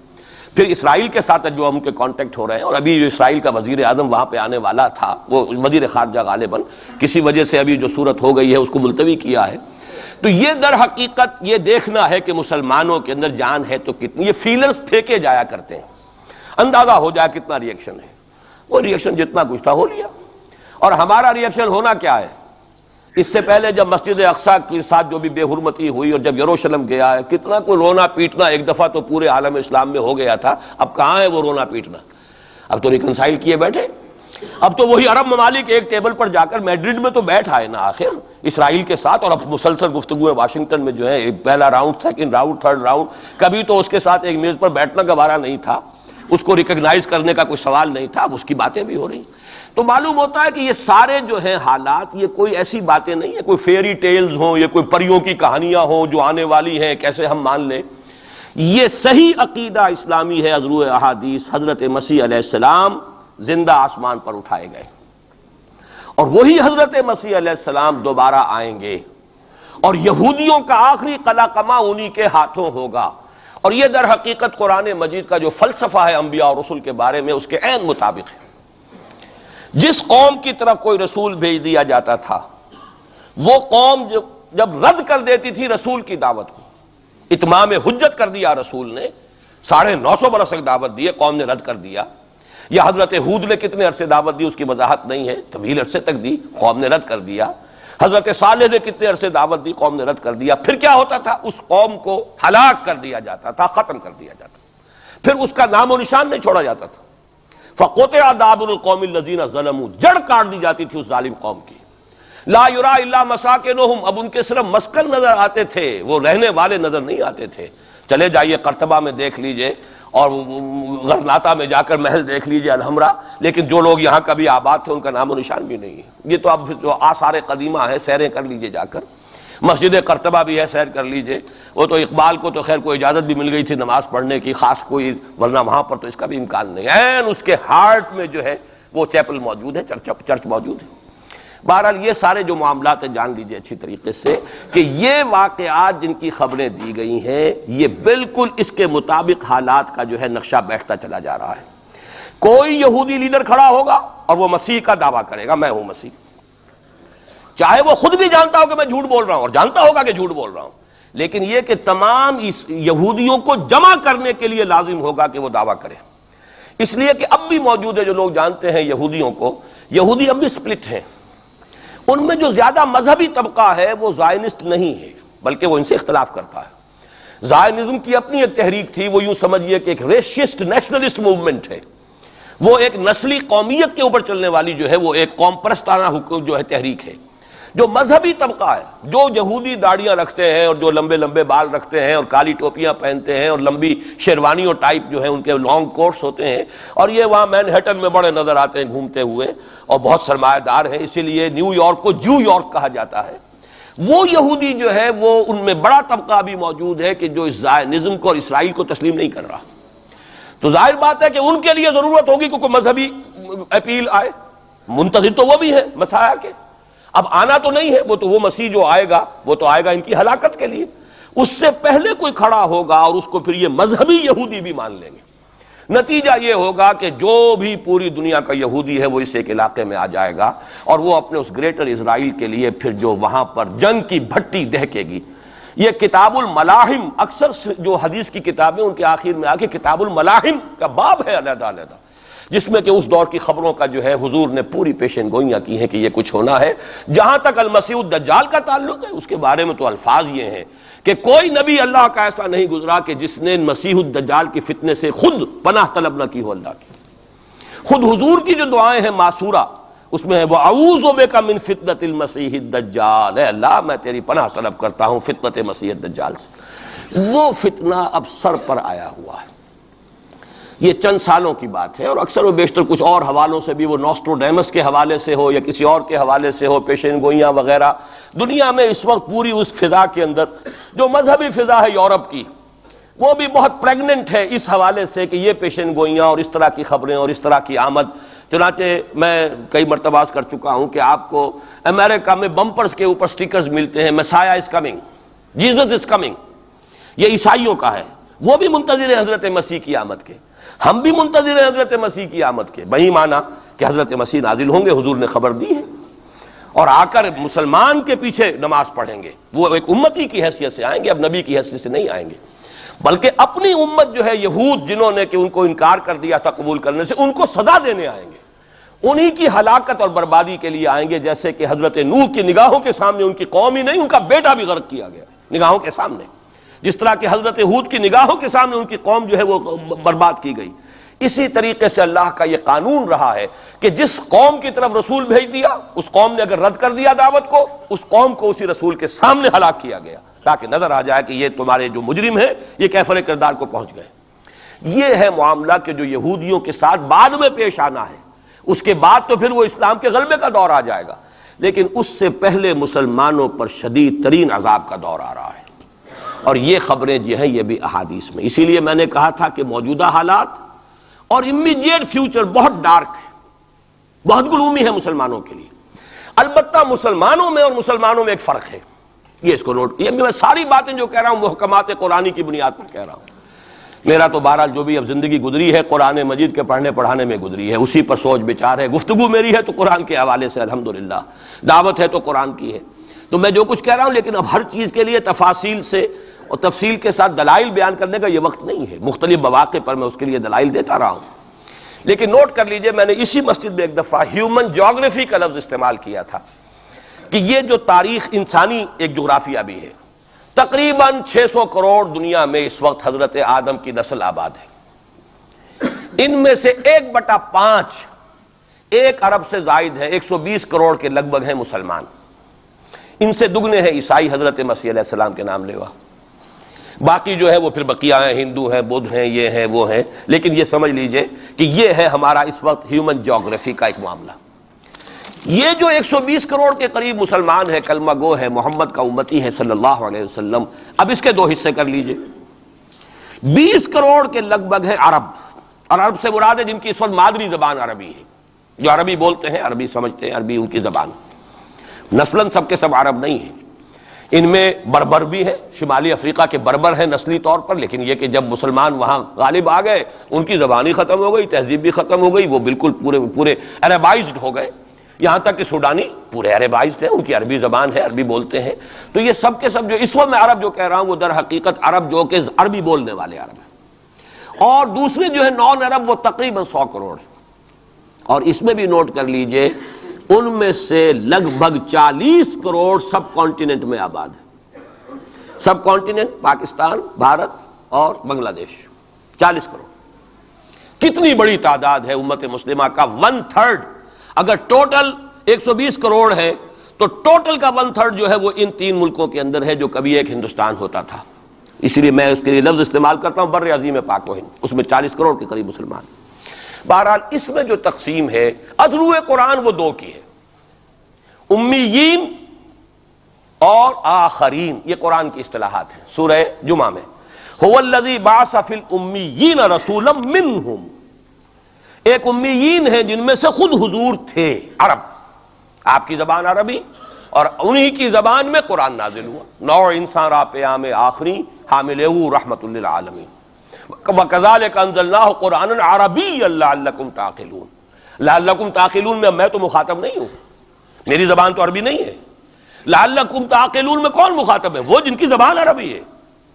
ان لوگوں کو اللہ نے رتبہ زیادہ دیا، فضیلت دی، اس سے بڑی فضیلت کیا ہوگی؟ حضور انہی میں سے ہیں صلی اللہ علیہ وسلم۔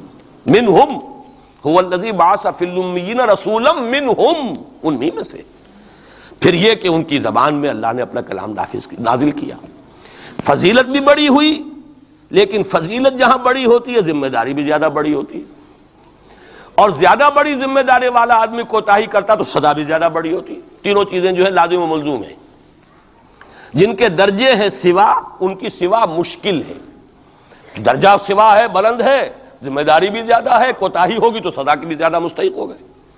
اس کا مصداق ہے عالم عرب، خاص طور پر وہ جو اصل عرب ہے پرانے، لیکن طبعاً چاہے وہ غیر عرب تھے لیکن عربی زبان اب ان کی مادری زبان ہو چکی ہے، وہ بھی اس میں شامل ہو گئی۔ ان پر اصل سزا کا دور ان پر آنا ہے، اور ایک عجیب بات ہے انہی پر اصلاً ایک سزا کا دور پہلے بھی آیا تھا، یہ سیکنڈ ٹائم ہے، جیسے کہ بنی اسرائیل کے بارے میں آیا ہے وَقَضَيْنَا إِلَىٰ بَنِي إِسْرَائِيلَ فِي الْكِتَابِ لَتُفْسِدُنَّ فِي الْأَرْضِ مَرَّتَيْنِ وَلَتَعْلُنَّ عُلُوًّا كَبِيرًا۔ بنی اسرائیل کے لیے بھی ہم نے طے کر دیا تھا کہ 2 مرتبہ تم 2 سرکشی کرو گے اور ہمارے عذاب کے کوڑے تمہاری پیٹھ پر برسیں گے۔ یہی معاملہ بنی اسماعیل کا ہے۔ پہلا دور ان پر آیا تھا کب؟ آج سے 750 برس قبل، کروڑوں قتل کروائے تاتاریوں کے ہاتھوں، ان کی حکومت ختم، آخری خلیفہ بنی عباس اس کو نکال کر محل سے اور جانور کی ایک کھال کے اندر لپیٹ کر، اور تاتاریوں نے اپنے گھوڑوں کے سموں تلے کچل دی، خاتمہ۔ اور پھر انہی تاتاریوں کو اسلام کی توفیق دے دی، اسلام کا جھنڈا ان کے ہاتھ میں تھما دیا ہے۔ آیا فتنہ تاتار کے افسانے سے پاسماں مل گئے کعبے کو صنم خانے سے۔ اس کے بعد کچھ عرصے رہا معاملہ ہسپانیہ میں عربوں کا، آج سے 500 برس قبل وہ بھی خاتمہ ہوا۔ تو عربوں پر ایک دور تو وہ آ چکا، لیکن وہ دور ایکسٹرمینیشن کا نہیں تھا، وہ دور کاہے کا تھا؟ معزول کر دیے گئے، امت کی جو قیادت تھی وہ غیر عرب کو منتقل ہو گئی۔ ترک کون تھے؟ غیر عرب۔ ترکوں ہی کے اندر سے یہ 4 جو ہے یہ سٹاکس نکلے ہیں، ایک سٹاک ایک ہے، 4 اس میں سے آپ کہہ لیجئے کہ مختلف اس کی شاخیں ہیں۔ ترکان تیموری ہندوستان میں آ گئے، ترکان صفوی ایران میں آ گئے، ترکان سلجوقی مڈل ایسٹ میں رہے بہت عرصے تک، اور پھر ترکان عثمانی کا تو کہنا ہی کیا ہے، وہ تو گویا کہ جو وہ رومن امپائر تھی اس کا جانشین جو بنا ہے، وہ در حقیقت اس کے بعد وہ تو آل عثمان کی حکومت ہے۔ ترکان عثمانی، یہ عثمان حضرت عثمان نہیں ہے رضی اللہ تعالیٰ عنہ، یہ ایک تاتاری سردار ہے عثمان، جن کی اولاد ہے جس کو آپ آٹومان ٹرکس کہتے ہیں، اور یہ پھر سلطنت جو ہے آٹومان، گریٹ آٹومان کنگڈم جو کہ اب ختم ہوئی ہے اس صدی میں. پہلی یہ جو صدی ہے اس کی ابتدا میں پہلی جنگ عظیم کے بعد اس کا خاتمہ ہوا ہے. اس کا بس صرف ایک سمجھیے کہ نشان ترکی کی شکل میں رہ گیا ہے، باقی وہ گریٹ امپائر جو تھی ختم ہوئی.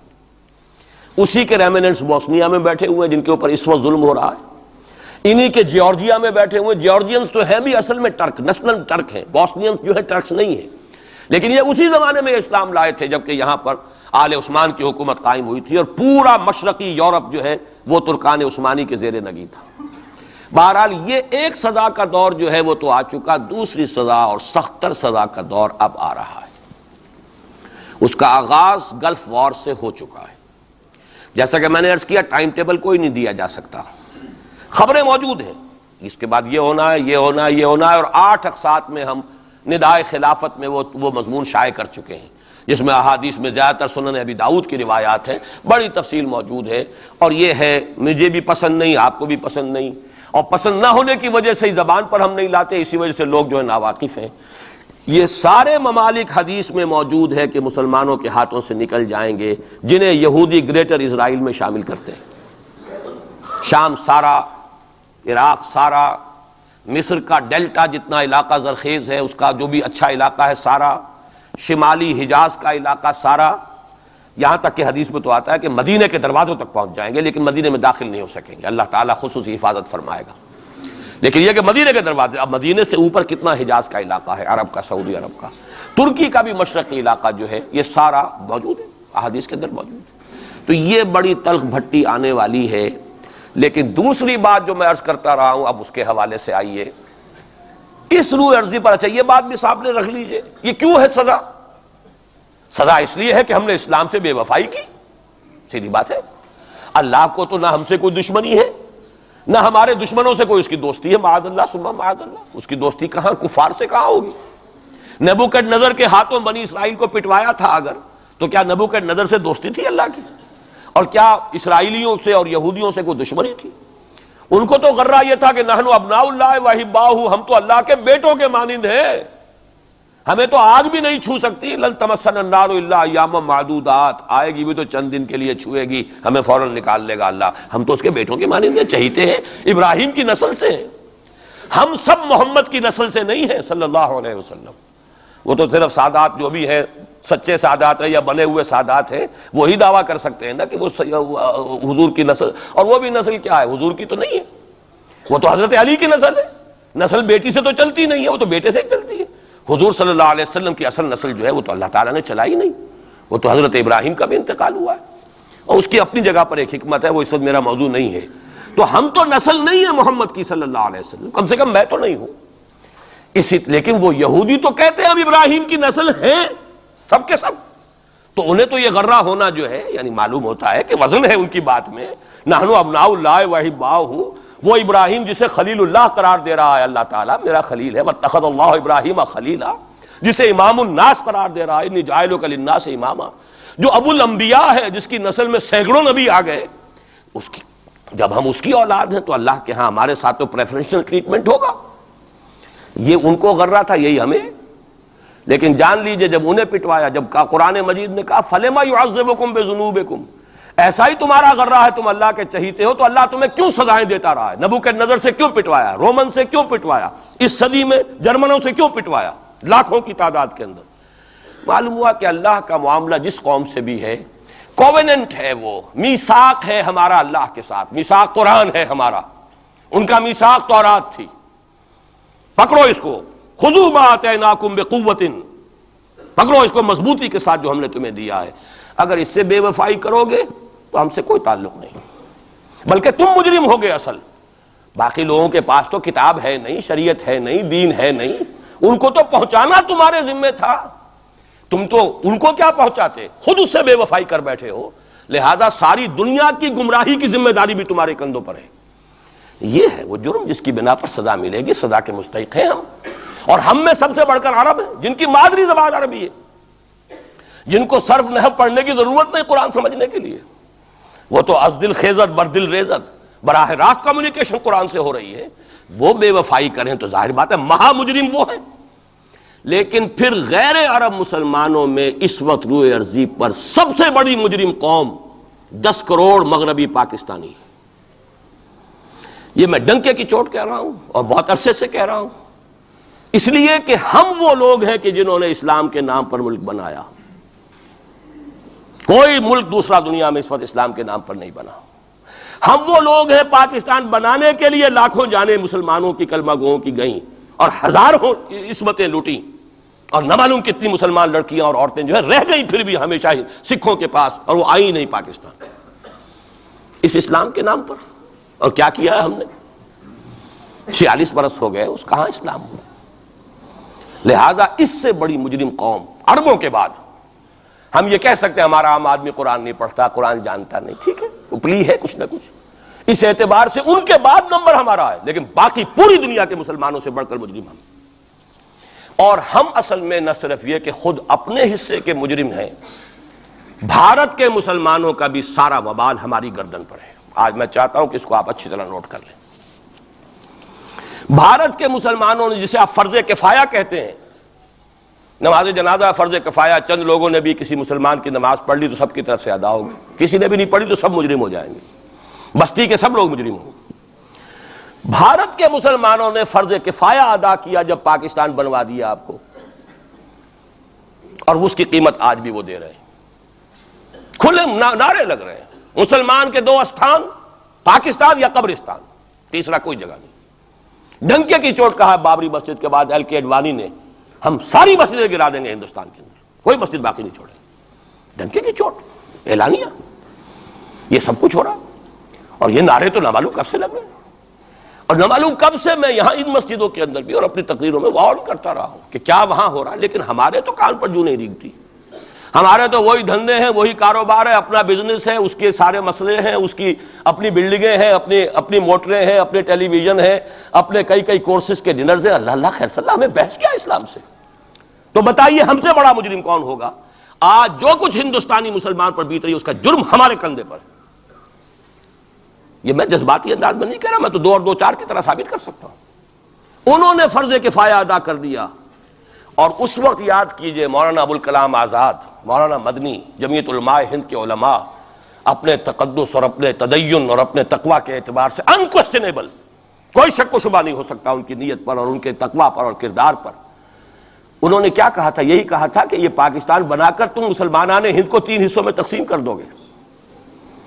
3 میں کہا تھا، 2 میں نہیں، 3 میں. حالانکہ بظاہر تو ایک پاکستان بن رہا تھا نا، لیکن یہ مولانا ابوالکلام آزاد کے الفاظ تھے کہ 25 برس سے زیادہ یہ 2 خطے یکجا نہیں رہ سکتے. اور 25 برس کیا، 24.25 برس میں ٹوٹ گیا پاکستان. 25 برس پورے نہیں ہوئے، اور ان کے الفاظ تھے یہ کہ 25 برس سے زائد جمع نہیں رہ سکتے. 24.25 برس میں ختم ہو گیا. 16 دسمبر 1970 کو پاکستان ختم ہو گیا کہ نہیں ہو 71 کو. بہرحال نوٹ کرنے کی بات ہے. ہم نے کیا کہا تھا؟ میں بھی مسلم لیگی تھا، میں نے بھی نعرے لگائے ہیں، چاہے غیر شعوری دور تھا، ہائی اسکول اسٹوڈنٹ تھا. پاکستان کا مطلب کیا، لا الہ الا اللہ، فلک شگاف نعرے لگائے ہیں. اور نوائے وقت کا پرچہ انتظار کرتے تھے اسٹیشن پر کھڑے ہو کر، حصار ریلوے اسٹیشن کے اوپر، کہ اب گاڑی آئی اور اب نوائے وقت لیا اور پھیل گئے پورے شہر میں اس کو پہنچانے کے لیے. ہم کیا کہا کرتے تھے؟ جی نہیں، 2 طرف سے پاکستان جو ہے مضبوط پاکستان ہوگا. ہندوستان میں کسی ہندو کو جرت ہوگی مسلمان کے لیے کوئی میلی نگاہ سے دیکھنا بھی؟ وہ سارے خواب کہاں گئے؟ وہ تو حرم ہوئے. وہ 2 طرف کا جفا تھا وہ تو ختم ہوا، اس لیے کہ وہ زنبور تو اب رہا ہی نہیں، وہ تو کھل گئی، نوٹ ہی ختم ہوئی وہ مشرقی پاکستان. اور حال یہ ہے کہ آپ کی وزیر اعظم بنگلہ دیش نے یہ بھی پسند نہیں کیا کہ بابری مسجد پر جو بیان تھا وہ نواز شریف صاحب کے ساتھ مشترک بیان دے دیں. یہ اشتراک بھی دنیا کے سامنے نہ آ جائے کہ مشرقی پاکستان سابقہ اور اس وقت بنگلہ دیش کی وزیر اعظم اور مغربی پاکستان جو اب وٹ ریمینز آف پاکستان کے تحت صرف پاکستان ہے، اس کے وزرائے اعظم نے مشترکہ بیان دے دیا. یہ بھی نہیں آنا چاہیے. یہ حال ہے ہمارا. حالانکہ بات اپنی جگہ پر کوئی ایسی نہیں تھی، کوئی سیاسی نہیں، ایک مذہبی معاملے کے اوپر اظہار رائے کرنا تھا. انہوں نے کہا نہیں، آپ کے ساتھ مشترک بیان میں نہیں دوں گی. نہیں دیا اس نے. تو وہ جو تھا 2 طرف سے جفا وہ تو سن 71 میں کھل گیا. جو ہمارا حال ہے وہ تو ہونا ہی تھا. یہ ملک بنا اسلام کے نام پر، اس کا استحکام ہو سکتا تھا تو صرف اسلام کی بنیاد پر ہو سکتا تھا.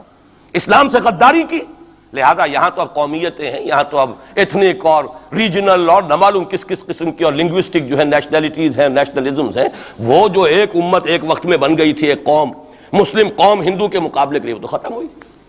اور حال کیا ہو گیا ہے، اس سے پہلے بھی کبھی کبھی ہندو مسلم فسادات ہوتے تھے، کیا سندھ سے مسلمان نہیں پہنچ جاتا تھا وہاں ریلیف کے لیے؟ کیا پنجاب سے اور سرحد سے مسلمان نہیں جاتے تھے؟ بہار نہیں گئے تھے؟ کیا کانپور کی مسجد شہید ہوئی تھی 1915 میں تو پوری ہندوستان سے مسلمان نہیں پہنچ گئے؟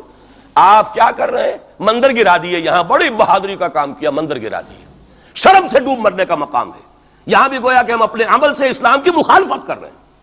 اسلام تو اجازت نہیں دیتا، آپ کسی اور کے جرم کی سزا کسی اور شخص کو نہیں دے سکتے۔ ہمارے پاس تو یہ سیکریٹ ٹرسٹ ہیں، یہ لوگ ذمی وہ اپنے آپ کو منواتے نہیں، لیکن ہمارے تصور سے، اسلام کے تصور سے ذمی ہیں۔ ان کی جان، مال، عزت، آبرو، ان کی عبادت گاہوں کی حفاظت کا ذمہ ہے ہمارا۔ ایک بڑی بہادری کی ہے، ذرا سوچئے تو صحیح کیا دنیا نے سوچا ہوگا، اور نتیجہ کیا نکلا؟ اگر کسی درجے میں بھی بابری مسجد کی شہادت پر کوئی دنیا میں کوئی رائے عامہ ہو سکتی تھی کوئی ہندوستان کے خلاف، ختم ہو گئی۔ جو انہوں نے کیا 10 گنا تم نے کر لیا۔ انہوں نے ایک مسجد گرائی ہے، تم نے اتنے 100 کہتے ہیں، پتہ نہیں مجھے تو معلوم نہیں 100 گرائے کتنے گرائے ہیں، بہرحال جتنے مندر تھے تم نے گرا دیے۔ فرق کیا ہے؟ ایک کردار ہے تمہارا، ایک ہی تمہارا اخلاق ہے، ایک ہی تمہارا معیار ہے، کوئی فرق ہی نہیں۔ بلکہ وہاں تو کم سے کم یہ تو رہا ہے، دنیا کی آنکھوں میں دھول ڈالنے کے لیے کم سے کم یہ کہ فورن منسٹری جو ہے اس نے ریزائن کیا، ہم نے مان لیا جی ہم نہیں کر سکے، ہم مجبور ہیں، حالانکہ سب ان کی اجازت سے ہوا ہے، بلکہ ان کی ملی بھگت سے ہوا ہے۔ لیکن یہ کہ کلیان سنگھ نے فوراً استعفیٰ دے دیا، منسٹری ختم ہو۔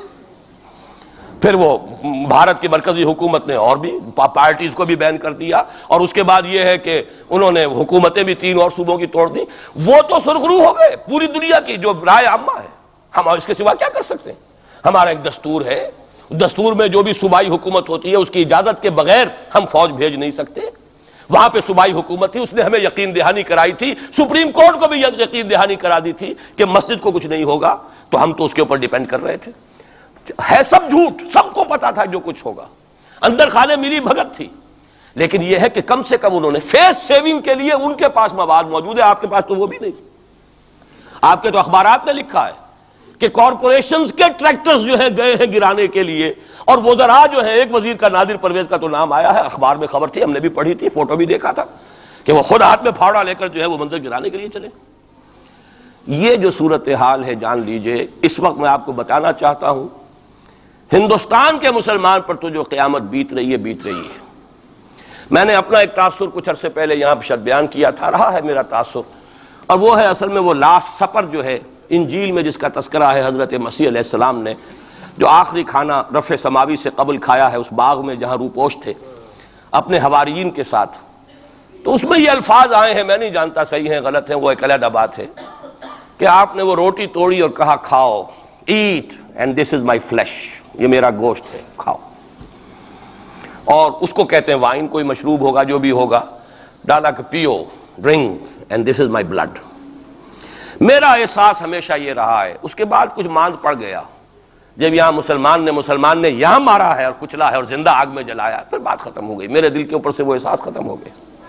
وہاں ہندو کے ہاتھوں جب مسلمان کے ساتھ یہ کچھ ہوتا تھا تو پھر جب میں کھانا کھاتا تھا محسوس کرتا تھا کہ میں ہندوستانی مسلمان کا گوشت کھا رہا ہوں اور ہندوستانی مسلمان کا خون پی رہا ہوں۔ یہ ہمیں عیش جو یہاں حاصل ہے، جو آرام حاصل ہے، جو ہمیں یہاں پر سہولتیں حاصل ہیں، جو معاشی اس کی کاسٹ پر ہے۔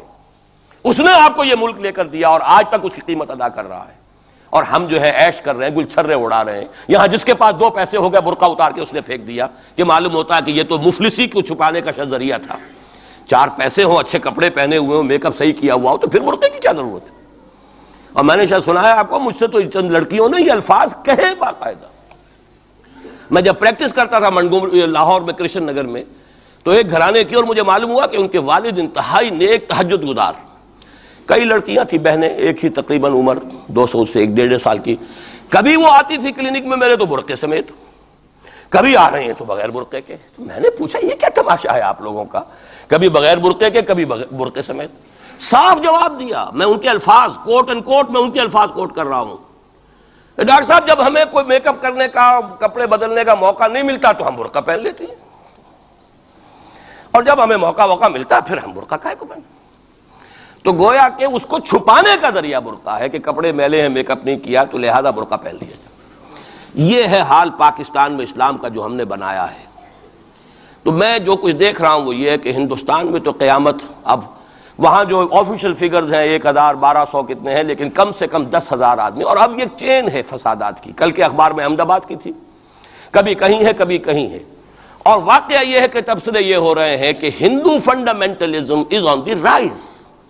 یہ جو کچھ ہوا ہے، جتنا بھی اس کے اندر ان کو گرایا گیا ہے، ان کی حکومتیں گرائی گئی ہیں، اس سے انہیں تقویت حاصل ہو رہی ہے۔ They are getting stronger and stronger.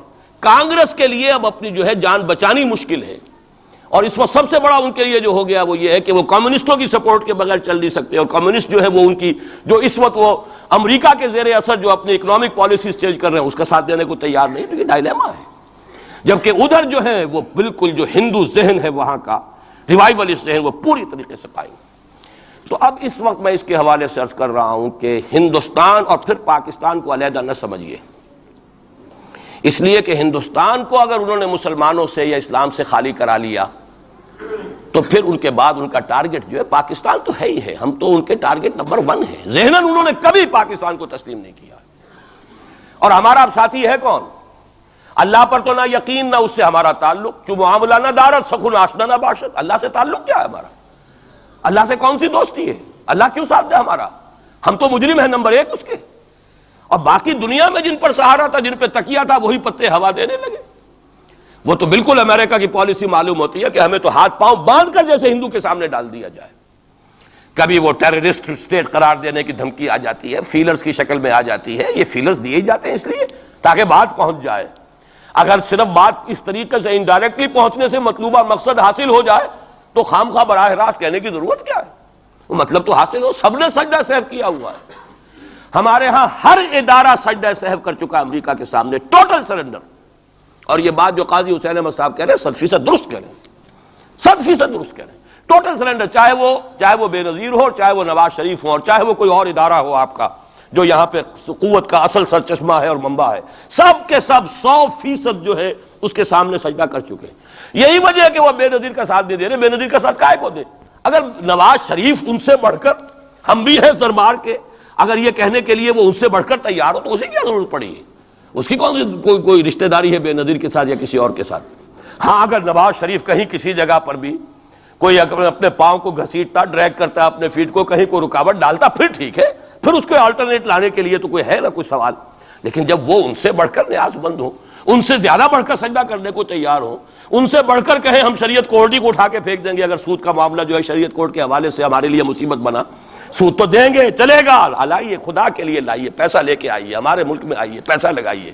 اور یہ سود وود کا یہ کوئی مولوی لوگ ہیں پاگل جو کہتے ہیں کہ یہ کوئی حرام ہے، اور کوئی پاگل ہمارے شاید وہ کورٹ والے بیٹھے ہوئے تھے جنہوں نے اسے کہہ دیا کہ بینک انٹرسٹ بھی جو ہے ربا ہے۔ باقی آپ ہم سے کوئی ڈر نہ رکھیے، میرے اسلام کو اب قصہ ماضی سمجھو، ہنس کے وہ مس بولی کہ پھر مجھ کو بھی راضی سمجھو۔ سیدھی سیدھی بات ہے، جھگڑا تو اسلام سے تمہارے سے تو نہیں، نہ بے نظیر سے جھگڑا ہے اور نہ نواز شریف سے جھگڑا ہے، جھگڑا اسلام سے۔ اس حوالے سے بہت برا وقت آ رہا ہے، اور اس میں ایک پہلو میں اور چاہتا ہوں کہ آپ حضرات کے سامنے بیان کر دوں۔ پوری دنیا میں تو فنڈامنٹلسٹ مشہور ہو گیا مسلمان، پوری دنیا کا ذرائع ابلاغ لگے ہوئے ہیں۔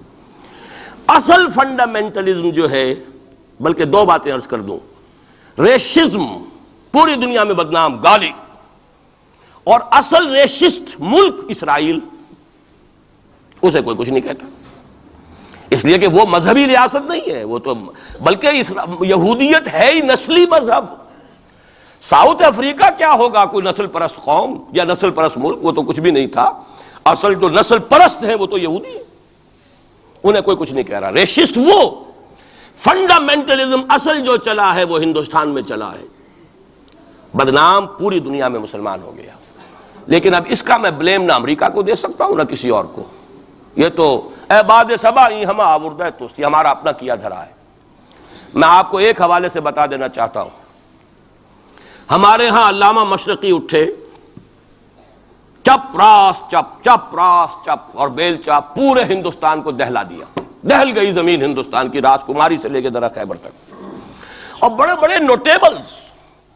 یہ تحریک اتنی عظیم تھی، اتنی آرگنائز تھی، آپ کو معلوم ہے یہ تالپور برادران جو ہے دونوں بھائی جو تھے یہ خاکسار تھے، بڑے بڑے لوگ سندھ میں، فرنٹیئر میں، پنجاب میں، ہر جگہ پر، اور ایسی زبردست آرگنائزیشن بالکل ملٹری والی، ان کے سارے قواعد ملٹری کے.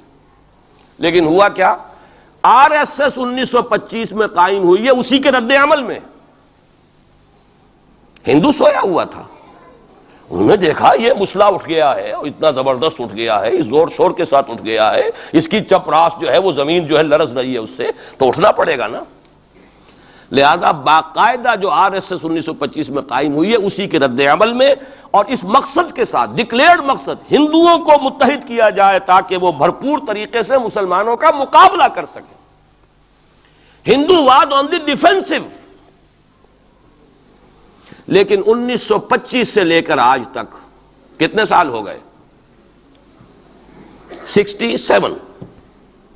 67 برس تک ایک جماعت کا حوصلہ دیکھیے، اس کا ظرف دیکھیے، آج تک سیاست میں حصہ نہیں لیا.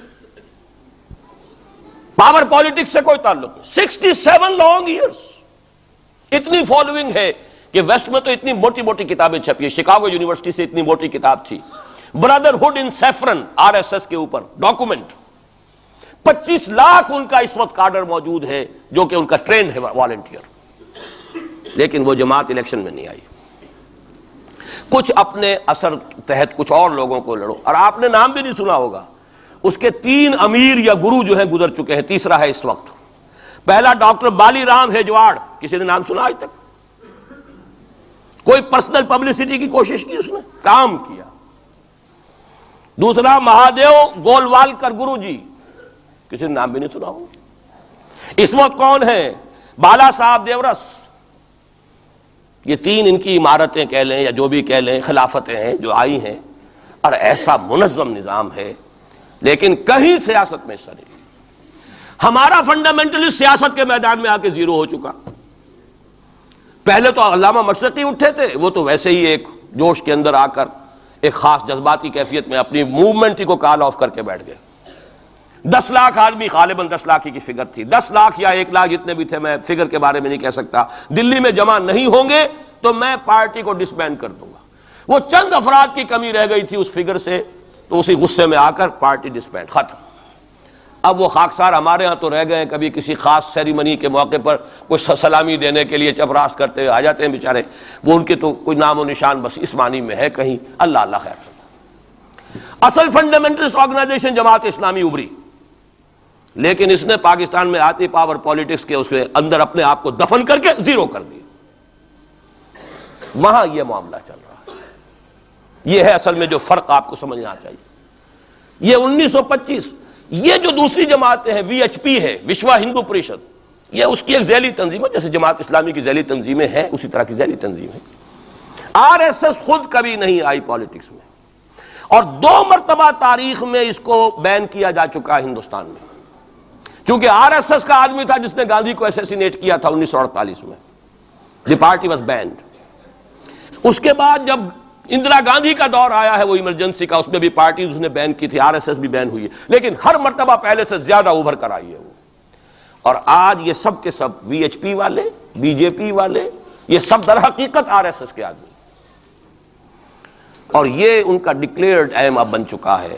اور حالات جو ہیں، ہم اس سزا کے بالکل مستحق ہو چکے ہیں.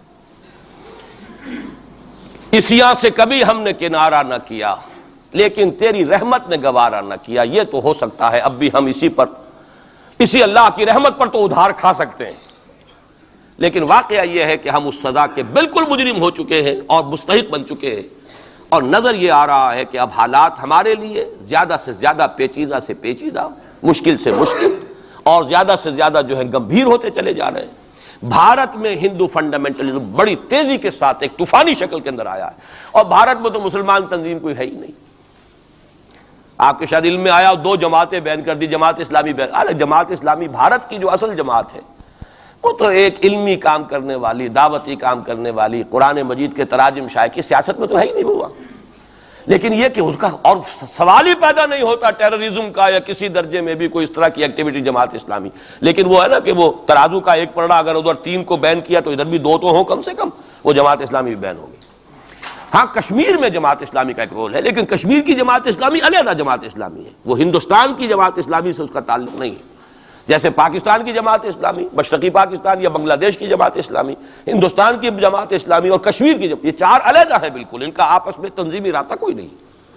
کشمیر کی جماعت اسلامی یقیناً ہے، اور یہ سمجھتا ہوں میں، اور یہ صحیح بات ہے، بعض تبصرہ نگاروں نے لکھی بھی ہے کہ اصل میں اس وار سے انہوں نے کشمیر کے مسئلے میں جب یہ بین کیا ہے وہاں کی 3 ہندو جماعتوں کو، تو اس کے ساتھ ہی 2 مسلمانوں کو ایک لپیٹ میں لے کر پارٹیز کو، تو کشمیر میں جو جماعت اسلامی چونکہ ابھی تک وہ بینڈ نہیں تھی، اور جماعت اسلامی کا آرگنائزیشنل جو ہے بیکنگ مل رہی تھی حزب المجاہدین کو، جو وہاں پر جو بھی اس وقت جو جد و جہد کر رہی ہے، لہذا اس کو کمزور کرنے کے لیے کیا ہے۔ لیکن یہ کہ ہندوستان میں کوئی مسلمانوں کی لیڈرشپ ہے ہی نہیں، سارے قائدین تو پاکستان بنا کے پاکستان آ گئے تھے، رہ تو گئے تھے وہاں پہ وہی جمیعت علماء ہند کے لوگ، اس وقت بھی سنبھالا ہے تو انہوں نے سنبھالا ہے، مولانا حفظ الرحمان سہاروی نے سنبھالا ہے، مولانا ابوالکلام آزاد نے کچھ سنبھالا دیا جتنا بھی دے سکے ہیں، باقی مسلم لیگی تو سبھی آ گئے تھے، وہاں سے رہ کون گیا تھا؟ لے دے کر مدراس میں کوئی 1-2 اور کیرالہ کے اندر، کیرالہ میں البتہ یہ کہ راشٹریہ سیوک سنگھ کے مقابلے میں مسلم سیوک سنگھ قائم کیا گیا، اور وہ کام بہت اچھا کر رہے تھے، لیکن یہ کہ ان کو بھی بین کر دیا گیا، انہوں نے خود بھی اپنے آپ کو ڈیزالو کر لیا۔ انہوں نے کہا کہ جب ہمارا تو اصل مسئلہ جو ہے وہ راشٹریہ سیوک سنگھ سے ہے، اگر RSS بین ہو گئی تو ہمیں کوئی ضرورت ہی نہیں کام کرنے کی، انہوں نے خود بھی ڈیزالو کر لیا اپنے آپ کو۔ لیکن بہرحال یہ تو میں کچھ تفاصیل ہیں جو آپ کو بتا رہا ہوں، اصل بات یہ ہے کہ اس وقت ہندوستان میں مسلمانوں کی حالت بہت مخدوش ہے۔ ایک طرف وہاں یہود کے زیر اثر مسلمانان عرب پر تباہی کا دور، کسی بھی وقت کھڑا ہو سکتا ہے کوئی شخص مسیح بن کر، اور خبریں آ رہی ہیں مسیحی حلقوں کے اندر اور وہ یہودیوں کے اندر بھی کہ وہ تو در حقیقت کہیں پیدا بھی ہو چکا ہے اور کہیں پل رہا ہے، بڑھ رہا ہے، یہ ہے وہ ہے، اور جو گرانڈ ماسٹر ہے اس کا فری میسن کا، اس کا نام بھی کوئی صاحب مجھے کل بتا رہے تھے کہ اس کے گھر میں وہ شخص موجود ہے وغیرہ وغیرہ، واللہ عالم۔ لیکن یہ کہ جو کچھ میری جو بھی بات ہے وہ ہے قرآن اور حدیث کی روح سے۔ قرآن کا فلسفہ ہے کہ جس قوم کی طرف رسول بھیجا گیا اس نے اگر انکار کیا اس کو ختم کیا جاتا ہے۔ اس میں ایکسیپشن اب تک ہوئی ہے صرف یہود کی، رسولاً الی بنی اسرائیل کی حیثیت سے حضرت مسیح بھیجے گئے، انہوں نے رد کیا، یہ بھی کنڈیمڈ نیشن ہے، لیکن اس کو اللہ نے باقی رکھا ہوا ہے اس کا کوڑا مسلمان پر مارنے کے لیے، بدترین عذاب مسلمان پر لانے کے لیے، اس لیے کہ افضل امت بھی یہی تو ہے نا، سب سے بڑھ کر افضل، سارے نبیوں سے افضل ہمارا نبی صلی اللہ علیہ وسلم، اور ساری امتوں سے افضل ہم مسلمان امت، تو سب سے بڑی سخت سزا کے مستحق بھی تو پھر ہم ہی ہوں گے۔ یہ مولانا اصلاحی صاحب کا جملہ میں نے پہلے بھی کبھی سنایا ہے کہ وہ کہا کرتے ہیں ان کے خاص علاقے میں اعظم گڑھ میں کہ جب کسی کو سزا دینی ہوتی تھی تو چمار کے ہاتھوں جوتا لگواتے تھے اسے، تاکہ وہ اگر راجپوت کو راجپوت ہی جوتا مارے گا تو اس میں اتنا اس کو درد نہیں ہوگا جتنا کسی راجپوت کو چمار جو ہے اس کے ہاتھ سے جوتا لگوایا جائے۔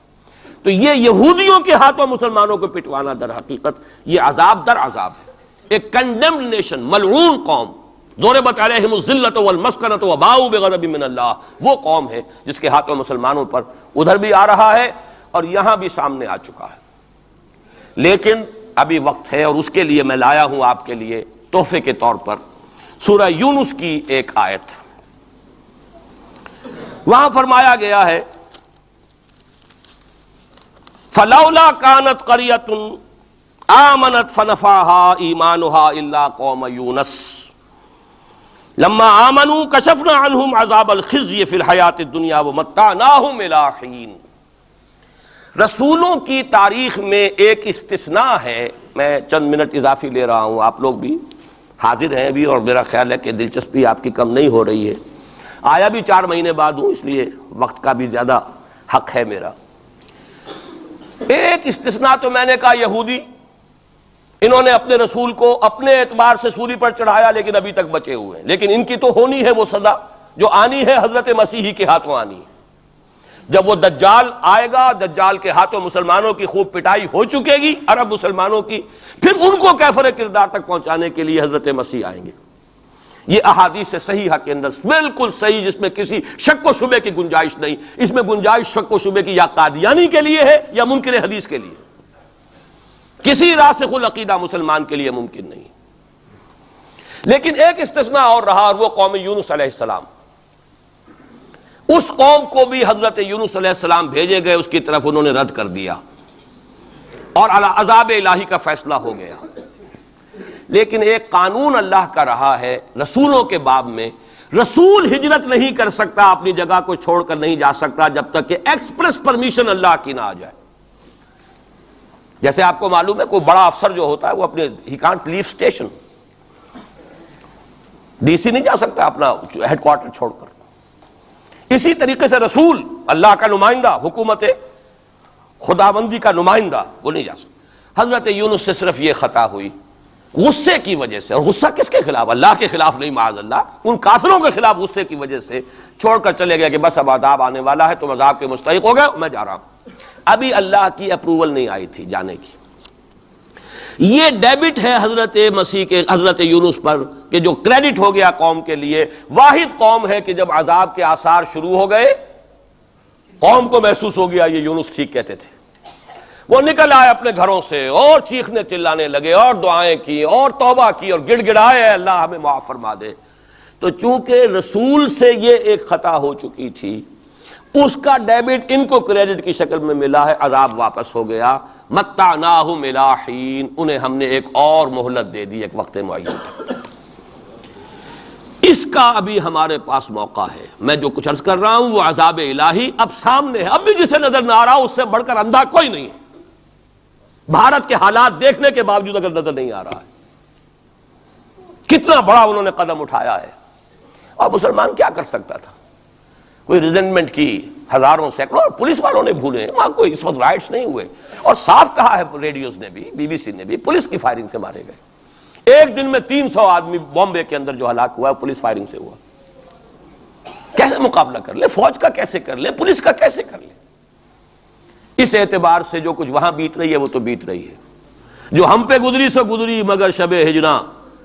اب یہ معاملہ پاکستان والوں کے سوچنے کا ہے جو ہم پر گزرے گی. کچھ لوگ ہمارے ہاں بڑے دانشور بنے پھرتے ہیں اور بڑے شوق سے یہ ہندوستان ٹوٹ جائے گا. وہ تو ٹوٹے گا لیکن اس کے ٹوٹنے سے پہلے تم پر جو آفت ٹوٹے گی اس کا تمہیں تصور نہیں. تم سمجھتے ہو کہ یہ جو لکیر کھینچی ہوئی ہے سرحد کی یہ بچا لے گی، جبکہ اصل مجرم تم ہو، میں ہوں، آپ ہیں، جنہوں نے ان کی کوسٹ پر یہاں عیش کے اپنے ایوان سجائے ہیں، ان کا خون پی رہے ہیں یہاں پر عیش گاہوں کے اندر. ہم ہیں اصل مجرم. تو ہم در حقیقت وہ عذاب الہی جو ہے بالکل سر پر آ چکا. اور یہ میں بتا چکا ہوں کہ اول نمبر مجرم مسلمانان عرب، نمبر 2 مسلمانان پاکستان. لیکن قوم یونس کی طرح سے ایک امکان ہے کہ ہم ابھی توبہ کریں، روئیں، گڑ گڑائیں، فیصلے کریں، زندگیوں کو بدلیں. انفرادی توبہ جب تک نہ ہوگی تو اجتماعی کیسے ہو جائے گی؟ افراد کے ہاتھوں میں ہے اقوام کی تقدیر، ہر فرد ہے ملت کے مقدر کا ستارہ. ہماری بیماری کیا وہ کر دے، میں بیٹھا رہا ہوں، میں تو اپنے دھندے، اپنی دکان، اپنا کاروبار، اپنی فرم، اپنا پروفیشن میں تو اس سے نہیں لوں گا، اور لوگ کر دیں. بہت کریں گے، کوئی تھوڑے سے چندے دے دیں گے، بس بہت ہے. باقی ہمارے عیش، ہمارے کاروبار، ہمارے پروفیشن، ہم اس سے وقت کیسے نکال لیں؟ کیسے ممکن ہے؟ پھر کسی کے ہاتھ میں ہاتھ کیسے دے دیں؟ کسی کو امیر مان لیں، اس کا حکم مانیں. جبکہ دنیا میں جیسا کہ میں نے عرض کیا وہاں کیا ہوتا ہے، آر ایس ایس کے اندر اگلا امیر بھی وہ منتخب نامزد کرتا ہے پچھلا امیر، اور اپنے پاس رکھتا ہے ڈکلیئر کر کے کہ میرے بعد یہ ہوگا، تاکہ ٹریننگ اس کی زندگی میں لے لے. اور نظم چل رہا، 25 لاکھ اس وقت ان کے والنٹیئرز ہیں پورے ہندوستان کے اندر. ہمارے ہاں جماعتوں پہ سپلٹ ہو رہی ہے، ٹوٹ پھوٹ ہو رہی ہے، اور نئے محاذ ایک اینٹ اور روڑے اور جمع کر کے، لیکن سب کو معلوم ہوتا ہے کہ یہ سب جمع ہوتے ٹوٹنے کے لیے. تو معاملہ در حقیقت یہ ہے کہ ابھی موقع ہے. ان ادری اقریب ام بعید ما توعدون وان ادری لعلہ فتنۃ لکم ومتاع الی حین. لیکن اس میں قرآن مجید ہی کی 2 آیات سے چند آیات آپ کو اور سنا کر اپنی بات ختم کرتا ہوں. یہ حصہ مجھے بھی احساس ہو رہا ہے کہ تشنہ رہ گیا ہے. ہو سکتا ہے کہ میں ایک جمعہ اور یہاں اپنا قیام بڑھا لوں، کیونکہ آیا ہوں 4 مہینے بعد، تو شاید 1 جنوری کا جمعہ بھی یہاں. ابھی اس کو فیصلہ نہ سمجھیے، اعلان ہوگا تو اخبار میں آ جائے گا، لیکن اس کا امکان ہے، کیونکہ میں خود محسوس کر رہا ہوں کہ یہ دوسرا حصہ میری گفتگو کا جو ہے کہ کرنا کیا ہے، کس طور سے کرنا ہے، یہ جو ہے اس میں تشنہ رہ گیا ہے. اور اب بہتر یہی ہے کہ میں زیادہ وقت اس پر صرف نہ کروں، صرف وہ آیات آپ کا سورہ روم ہی کی آیات سن لیجئے. سورہ روم کی 6 آیتیں شروع میں میں نے سنائی، یہ ذرا 3 آیتیں سن لیجئے 30 سے 32 تک۔ فَأَقِمْ وَجْهَكَ لِلدِّينِ حَنِيفًا، حالات کچھ بھی ہوں تم اپنے چہرے کو، رخ کو دین حنیف کی طرف یکسو ہو کر قائم رکھو۔ وہ جو میں نے کہا تھا، امید ہو نہ ہو لگے رہو، تمہارا کام ہے فرض ادا کرو۔ فَأَقِمْ وَجْهَكَ لِلدِّينِ حَنِيفًا فِطْرَةَ اللَّهِ الَّتِي فَطَرَ النَّاسَ عَلَيْهَا لَا تَبْدِيلَ لِخَلْقِ اللَّهِ ذَلِكَ الدِّينُ الْقَيِّمُ وَلَكِنَّ أَكْثَرَ النَّاسِ لَا يَعْلَمُونَ۔ جمے رہو، ڈٹے رہو، کام کرتے رہو۔ اللہ کا شکر ادا کرتے ہوئے کہہ رہا ہوں، میری اپنی زندگی میں نہ معلوم کتنے الٹ پھیر آئے ہیں، انقلابات آئے ہیں، فلاں کی پارٹی آ گئی، فلاں کی پارٹی آ گئی، فلاں آ رہا ہے، آج تک اس کام کے سوا میں نے کسی کام میں حصہ نہیں لیا۔ ایوب خان کا دور تھا، پھر اس کے بعد بھٹو صاحب کا دور آیا، پھر اور دور آئے، پھر ضیاء الحق صاحب کا تو مجرم ہوں 2 مہینے شورا میں چلا گیا تھا، دھوکہ کھا گیا تھا۔ واقعہ یہ ہے کہ اس کے سوا میری اس پوری زندگی کے اندر جو ہے، سوائے اس ایک کام کے 2 کام ہیں، قرآن کی طرف بلاؤ اور لوگوں کو جمع کرو، ایک منظم جماعت بناؤ، 2 کام۔ دعوت قرآن کے ذریعے، تطہیر ذہنوں کی قرآن کے ذریعے، تطہیر فکر کی قرآن کے ذریعے، تصحیح عقائد کی قرآن کے ذریعے، تزکیہ نفس قرآن کے ذریعے، اور پھر جو ان مرحلوں سے گزرے جمع کرو، انہیں مرتب کرو، ایک جماعت بناؤ، قوت بناؤ، سم و طاعت والی جماعت بناؤ۔ 2 کام کرنے کے انہی میں لگاؤ۔ تو فَأَقِمْ وَجْهَكَ لِلدِّينِ حَنِيفًا، سیدھا رکھو اپنا رخ دین کی طرف۔ دائیں بائیں حالات کیا ہیں، کیا ہونے والا ہے، ٹھیک ہے، حضرت مسیح کے الفاظ ہیں بائبل کے، سانپ کے مانند چوکنے لیکن فاختہ کے مانند بے ضرر بنو۔ سانپ چوکنا ہوتا ہے بہت، لیکن کسی کو ضرر بھی تو پہنچا دیتا ہے، فاختہ ضرر نہیں پہنچاتی۔ ان 2 ایکسٹریمز کو جمع کرو اپنے اندر، حالات سے واقف ہونا چاہیے، دائیں کیا ہے، بائیں کیا ہے، آگے کیا ہے، پیچھے کیا ہے، رخ کدھر جا رہا ہے، حالات کا بہاؤ کیا ہے، یہ جانو۔ سانپ کے مانند چوکن نہ رہو، لیکن لگے رہو اپنے کام میں، کسی سے دلچسپی نہیں۔ ابھی حال ہی میں خیر جو اب حکومت کا ہوا تھا وہ جلسہ جو بابری مسجد پر، انہوں نے تو خیر ہمیں نہیں بلایا، آئے تھے میرے پاس فاروق احمد لغاری صاحب، کیا ہماری میٹنگ ہو رہی ہے؟ میں نے کہا نہیں، میں نے اپنی رائے جو دی ہے وہ دی ہے، میں دوں گا، لیکن یہ کہ میں کسی سیاسی عمل میں شریک ہونے کے لیے تیار نہیں۔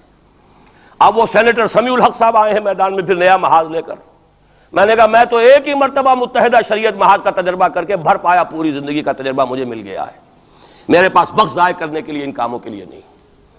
یہ محاذ جو ہے ان مل بے جوڑ لوگوں کو جمع کر لینا، اور پھر جو علیحدگیاں ہوتی ہیں اور الزامات ایک دوسرے پر لگتے ہیں، اس سے کیے دھرے کے اوپر پانی ہی نہیں پھرتا، وہ پچھلا بھی جو ہے ہفتے اعمال نہ معلوم کتنی دیر کا ہو جاتا ہے۔ نہیں آئے وہ جو NDA کا ہوا تھا ایک کنونشن، ایک صاحب آئے تھے اس کے لیے بھی دعوت دینے کے لیے، انہوں نے پھر جب میں نے انکار کیا تو انہوں نے وعدہ لے لیا تھا کہ کم سے کم آپ میرا نام نہ بتائیے گا کہ بے عزتی ہوگی کہ میں گیا تھا، اور آپ نے مانا نہیں۔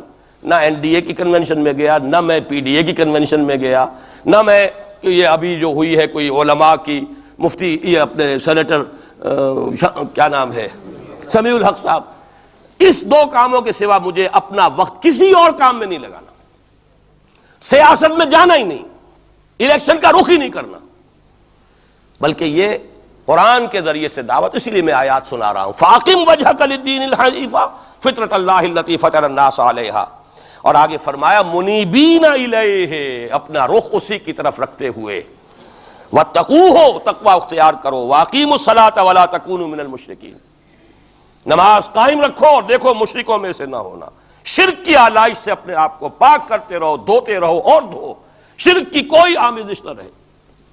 اور دوسرا کام یہ سورہ سجدہ کی آیات ہیں، وَمَنْ أَظْلَمُ مِمَّنْ ذُكِّرَ بِآيَاتِ رَبِّهِ ثُمَّ أَعْرَضَ عَنْهَا إِنَّا مِنَ الْمُجْرِمِينَ مُنْتَقِمُونَ۔ یہ الفاظ بڑے سخت ہیں۔ ان لوگوں سے بڑھ کر ظالم کون ہوگے جنہیں ان کے رب کی آیات کے ذریعے سے نصیحت کی جاتی ہو۔ میں نے جو نصیحت کی ہے اللہ کی کتاب کے حوالے سے کی ہے، جو دعوت ہے میری قرآن کے ذریعے سے، میں نے کوئی کہانیاں، اپنے فلسفے، اپنے کوئی نظریے نہیں تراشے ہیں، قرآن کی دعوت، تعلیم و تعلم قرآن۔ جس قوم نے اس دعوت کو رد کیا ہو، وَمَنْ أَظْلَمُ مِمَّنْ ذُكِّرَ بِآيَاتِ رَبِّهِ ثُمَّ أَعْرَضَ عَنْهَا، انا من المجرمین منتقمون، ایسے مجرموں سے تو میں انتقام لے کر رہوں گا۔ اللہ بچائے، اپنے دامن رحمت میں لے لے، ہمیں کوئی مہلت دے توبہ کرنے کی اور اصلاح کرنے کی۔ وَلَقَدْ آتَيْنَا مُوسَى الْكِتَابَ فَلَا تَكُنْ فِي مِرْيَةٍ مِّن لِقَائِهِ، اور ہم نے موسیٰ کو بھی کتاب دی تھی۔ وَجَعَلْنَاهُ هُدًى لِبَنِي اسرائیل، اسے ہدایت نامہ بنایا تھا بنی اسرائیل کے لیے۔ گویا کہ اسی طرح محمد، ہم نے قرآن آپ کو دیا ہے ہدایت نامہ پوری نوع انسانی کے لیے۔ جہاں سے میں نے بات شروع کی تھی، قرآن کتاب ہدایت ہے۔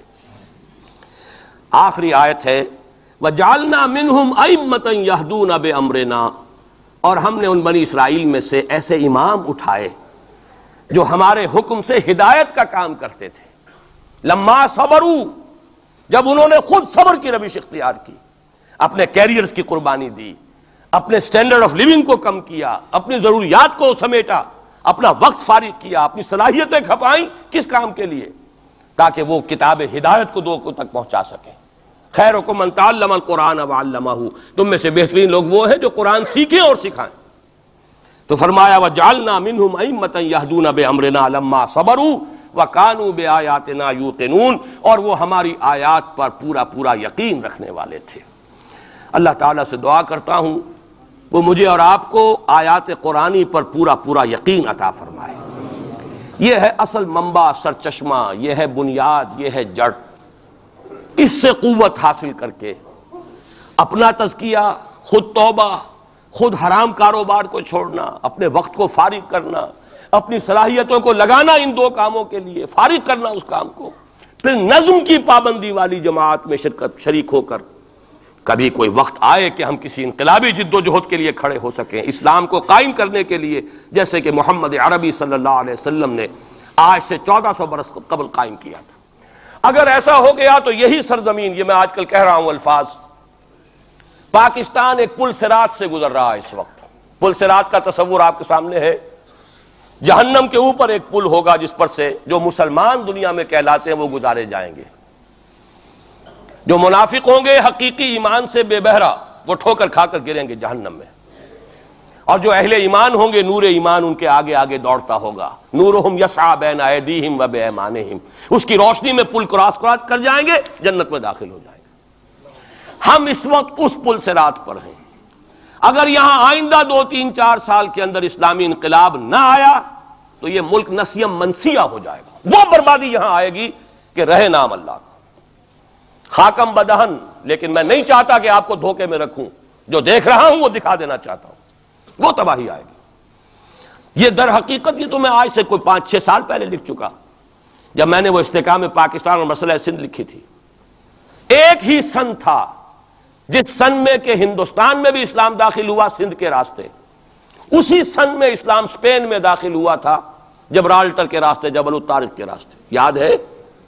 سن 92 یا 93 ہجری، 712 عیسوی، اس میں محمد ابن قاسم اسلام لے کر آئے، ہندوستان میں داخل ہوئے سندھ کے راستے۔